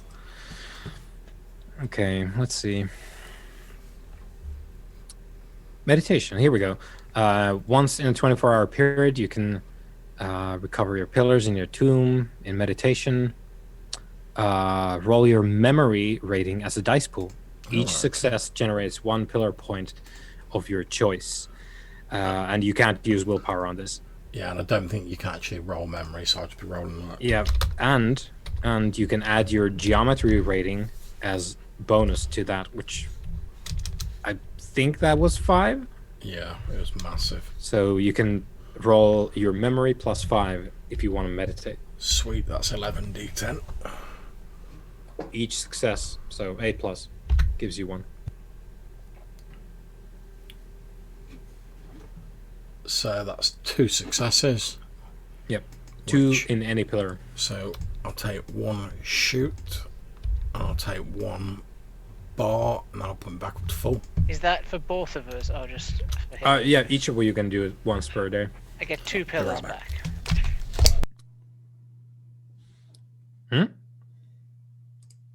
So I get 2 pillars I can recover from that roll, or do I have to roll separately? You roll your own. Yep. So am I rolling my second? I can't. No, your memory. Memory. As much as you have memory plus 5. Memory plus 5. Okay. Because of your extremely great tomb, which is an architectural marvel, really, when it comes to Arisen built things. I did less well. Well, that's 2 still. There's an 8 and a 9. Oh yeah, there is. Yeah, that's true. I shall cover those pillars. Haha. Haha. See, seeing that spirit was rejuvenating. When we go back to the temple. Yep. So you can add 2 to any pillar. Or pillars. Pillars. I do the opposite, where I have it listed as what my pillars are as I have bought them, and then I have how much I've spent. So I just take it off the spent area, so that I know what I've used, what's in the tank. See, I've just got mine written in my notes, and I just leave my permanent rating on the character sheet. Okay, so the last day of the carnival. What's on the menu? Now, we've previously talked about maybe looking up the captain, but it does sound like Khufu is thinking that the captain can be a secondary concern. He's probably doing fine, so we don't need to bother maybe about the captain right now, unless you guys want to. You've learned from quote-unquote Set that Cosmo apparently is in Brasilia, the capital city. Right. Well, I don't think it's realistic for us to head off to like Brasilia now. I think that's like a sort of next session or session after Delio. Now, I realise, and I'll say this in character, I realise I've been sort of dragging you around on my concerns. So, Beck, we only have one day of the carnival left. Is there anything that you would like to do on this last day of the carnival? What do I want to do? Yes. Experience a bit of the culture, brother. See what these mortals make of this place. There's the parade grounds. The parade, yep. Very well, then let us visit the parade. I don't ground. have any official duties at this time, and I have the cult on many threads right now, as well as making beer. Yeah, your cult is busy trying to research and stalk certain Heartless.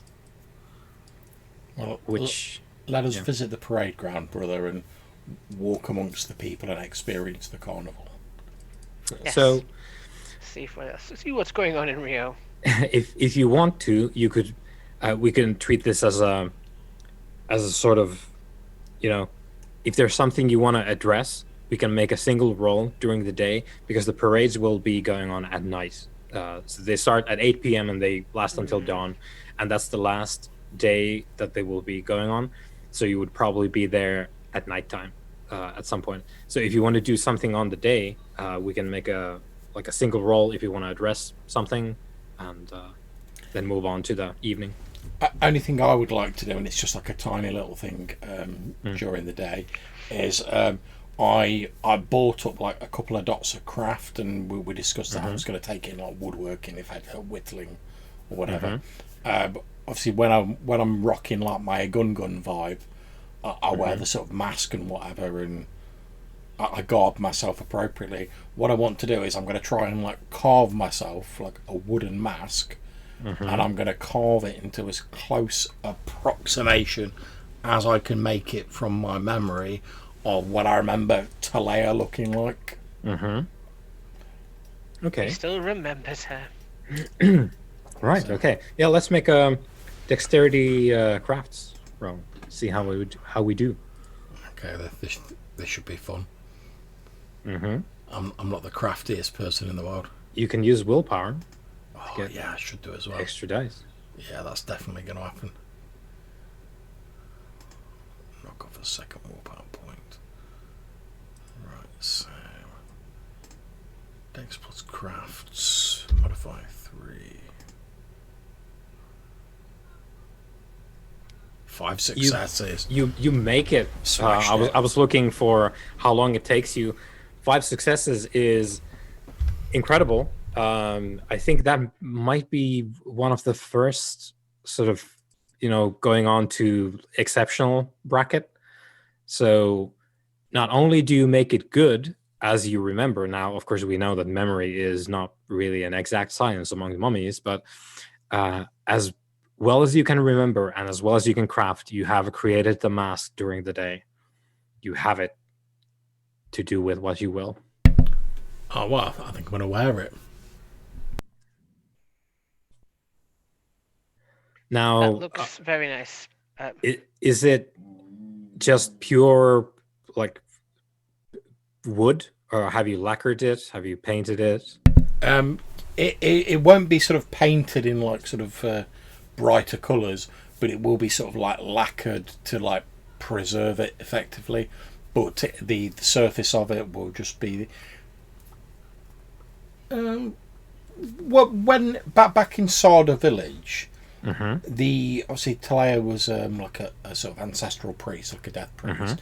Was there? I can't remember. Was there any sort of like their robes with any particular colour, or?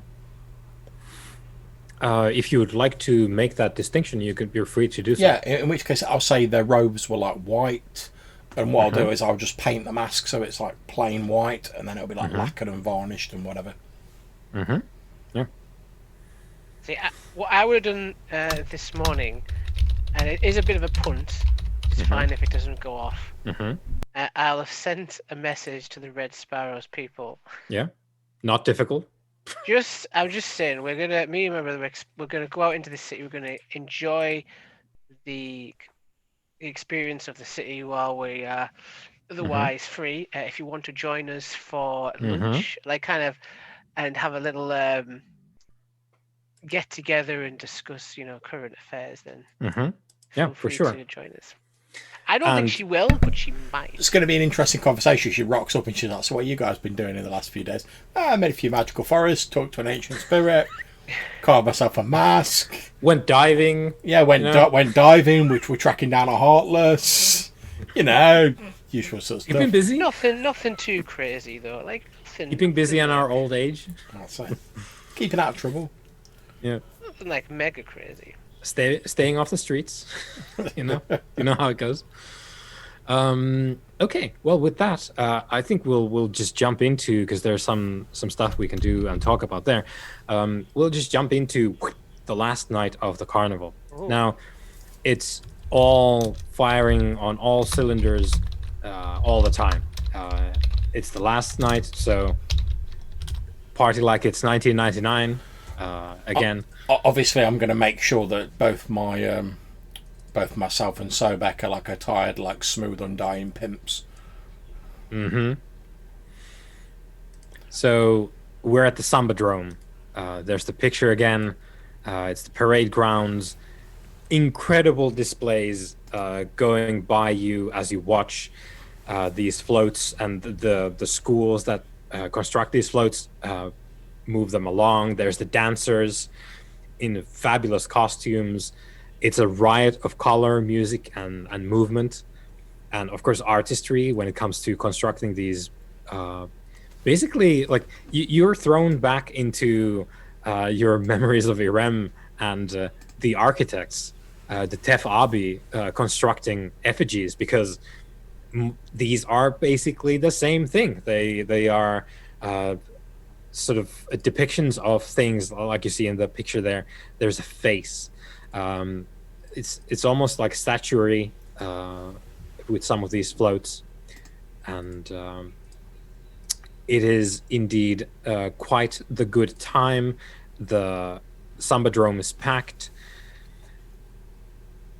and you are sat in a very spacious private lounge because the Red Sparrow has accepted your invitation and in turn invited you to come join her in her private lounge. You have your beverages of choice and small bites to eat if you want to. There are people who can make that happen, and you have a luxurious space from which to observe the goings on from a safe distance from the common people. And the Red Sparrow, which I will get the picture for as well. I don't know if it's a good thing that she accepted or not now. At least you won't be able to see my expression, so I'm wearing a white wooden mask. So I was like, oh, she might not. It was polite to do it. You know what I mean? It's like it's kind of I'll invite her, because we're kind of sort of technically working for each other. Yeah. And she's accepted, so that means that she wants to talk. Also, there's just to display some of the sheer variety and themes on display here. There's a picture of the dancers, some of the dancers as well. Oh, that just popped up. Wow. Yeah. So it's just pure art flowing by you as you watch. It's no wonder that the people feel so strongly about this. It's a wonder to behold, to your eyes as well. Let's see. Where did I'll probably make, as we're watching this sort of panoply of wondrous art go past, I'll probably say to Sobek, how could anyone look at this achievement and not think that the mortals have done great things, even despite the disadvantage of their shortened lives? I never say they do not. They are capable for what the tools they have available to them and the time they have to achieve them. It is a reminder of the gifts that we have, as well as the price that we paid long ago to you as we are. Indeed, and as I've said before, watching this makes me somewhat shameful that we do not use our gifts for more good when we have such great gifts, and these mortals who by comparison have so very little, and yet they, almost in defiance of their short lifespans and death, they make the most of what they do have, whereas unfortunately I do not believe the same can be said of all of our kind. It is true that our condition causes us to have a different perspective on things, and that's sometimes not a good thing in the screams of appreciating what we have. But at the same time, we are very different to the mortals now. Brother, never forget it. Our goals are different. Our mission is, our very purpose is not what immortals is. You are of course correct, brother. And if you're thinking about putting a forest here, I would wait. I think that'll probably get like a small chuckle from underneath the mask from me. And with that, the Red Sparrow quirks an eyebrow. A forest? What's this about forest? Have you taken up gardening, perhaps? He has become a proficient landscaper. Red Sparrow. Truly, and she's not like treating this as a joke. And are you collaborating perhaps with Hamset on a new project? I hadn't heard of this. Not at present, although the idea does have a certain appeal now you mention it. However, I would demonstrate my newly remembered ability to you, but I do not wish to disrupt the proceedings. No, we should bask in this while we can. And she leans back in her chair. And at this point in time, you're here. If you want to, you can harvest the energy. Oh yeah. If you want to meditate, you can roll your dice. Yeah. So your memory +3, if you want to harvest the energy here. 3. Yes. To be honest, there's no point in me meditating. I'm on full pillars, so I'll just bask in it and enjoy it for what the spectacle is. It's still wonderful. Yeah. Even if you don't need to recharge. Yeah. I have recharged my juice box. Yeah. Yep. I am now. I like to imagine when you say that, you literally come up with a small juice box. You know? Yeah. It's like. Yeah. Yeah, your beverage's choice was like the cheapest thing with the straw in. Yeah. No, she leans back as well. Yeah. I was going to be eating like a small cheese board with like those little cured meats, kind of very delicately as I sort of mentioned to her. I thought, while we don't currently have any major troubles in the city that require our attention, I thought I'd let you know just a polite thing to do that I've been in a sort of negotiation with the First Merit. Yes. We may be having them guest in the city in the future at our tomb, an ongoing investigation things here. It shouldn't cause any trouble, but the presence of such an arisen might alert a few people. So I just wanted to give you a heads up, really. Well, as long as you can keep an eye on things, and yes, we can accommodate. I was going to call him Bektamun, but that's not him, is it? It's yeah, Bektamun is the first prophet of the East in Japan. It's because first prophet, first merit.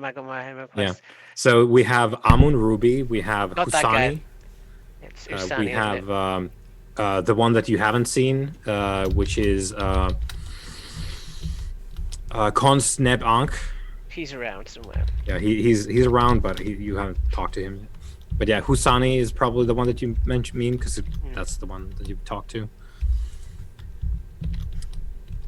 Yes, well, I would appreciate if you keep me updated on however that pans out. But remember, information should flow both ways. Of course. There's something boiling which you should hopefully know about. There's something boiling within the secret court, which is I am aware of, as usual. Am I aware of this? Hmm? Am I aware of this? Out of game, am I aware of this? Have I? Well, what she's sort of saying is like they're trying to do something. It must be Tuesday. Yeah. They are, of course, you will know they are elbow deep in the upcoming athletic event. And while I have successfully kept them from entirely hijacking the carnival, because the carnival is and originally was mine, they cannot have it that easily. I suspected as much, but I didn't want to make assumptions. There are certain assumptions that you should probably make concerning the football event that is coming up in the summer. They are extremely aggressive in that. And you should also be aware that this little stunt that was pulled by unknown actors, she looks at you, clearly not unknown actors, as a particular detention facility is going to cause repercussions, which you should be aware of, both of you, and make whatever preparations you can. I am, of course, not in the secret court, but I do believe that that might have broken the dam. Between the secret court and the Orishas? Between the Urban Pacification Force and the inhabitants of the favelas. Ah. There will be a flood which cannot be by our arts contained because it is driven forth by some of our cousins. They will wait for the perfect opportunity, which the earliest opportunity will be once the carnival ends, because they will not want to upset me to an unnecessary degree. And by this point in time, you will also be aware that I have some pull in the Urban Pacification Force as well. So there's something in the line for me as well. Of course you do. But do be aware that once this is all done, she motions towards the proceedings,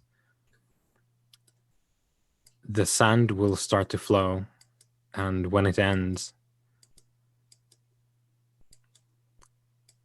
they will probably be looking for blood and only blood. I wouldn't put it past them to put a lot of weapons into the streets. Do you wish us to intervene? What I'm saying is you cannot. Well, what I am saying is that you might. For me, but what I'm saying is you might wish to head for the higher ground. Perhaps a vacation. Maybe we could see some of our cousins further afield.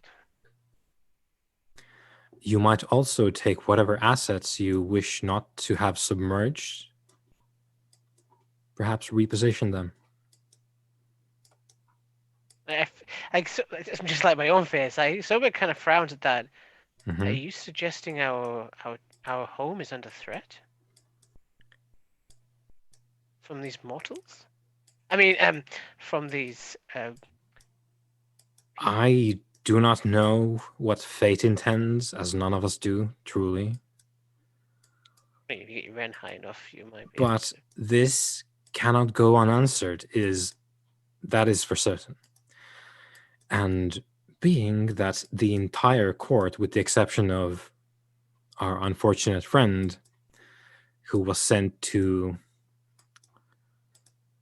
death by the encounter with the Amkat on Sugarloaf, He was, unfortunately.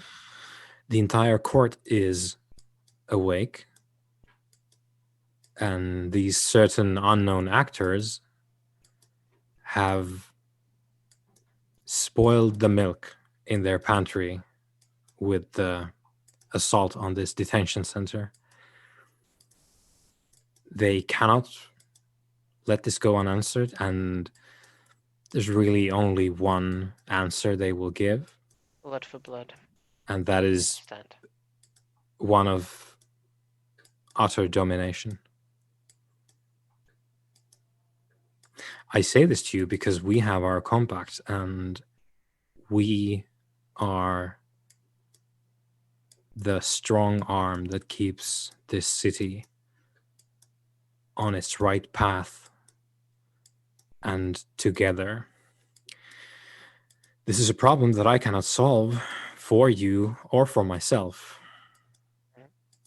I hope that you will take the necessary steps to reassure that this does not undo us and our efforts, especially in this time when Sothis is high. This will be a stab from the court. They will be expecting blood. We will need to give that to them. Otherwise, there will be more. There will, of course, be more anyway. But for now, they need to have what they want, which is the appearance of power. So, I suppose save those you care about and choose those for sacrifice that you don't. I understand. Good. We'll do what we can. Wonderful. And it shows that when the guilds work together in these times, we can achieve great things. We can do. Some centuries, I think the only reason any of us in Rio achieve anything is because of our 3 guiding hands. Mm-hmm.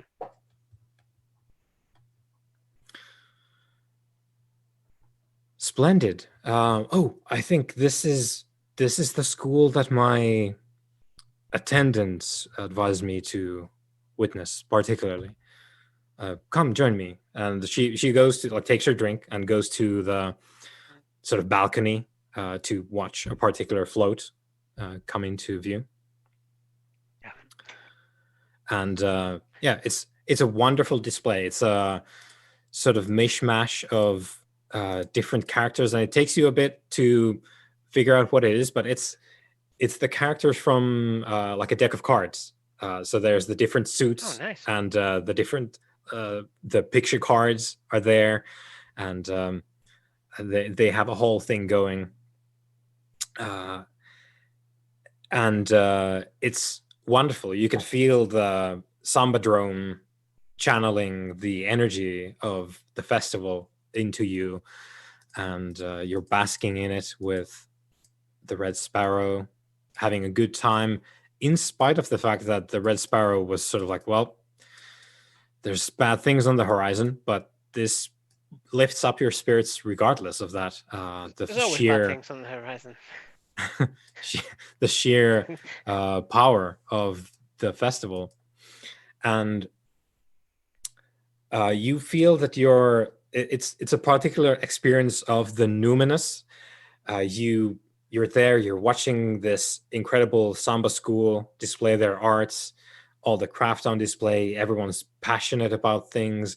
There's music, there's screaming, yelling, clapping, dancing.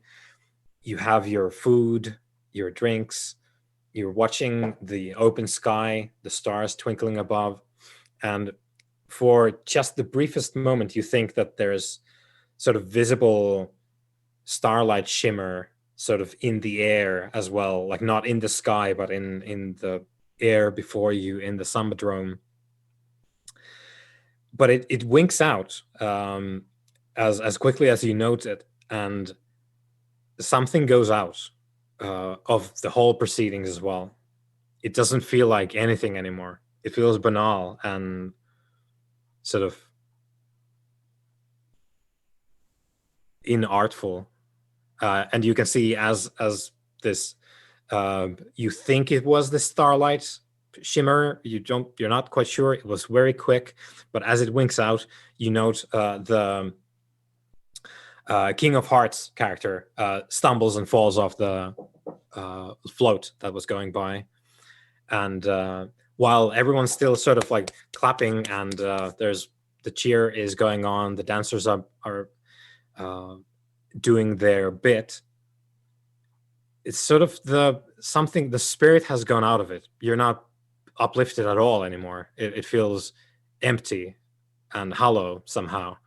And the Red Sparrow, so like her head like snaps towards you, as if to see like, are you feeling this as well?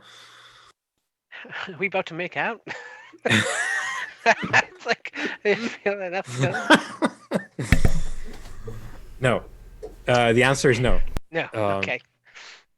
So the Red Sparrow snaps her head towards you and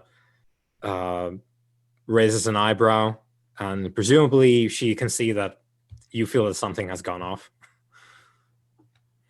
Was it? Am I able to detect if it was an utterance or a? No, it was not. What just happened? Something sort of, in an instant, sort of like snuffed out the spirit of things,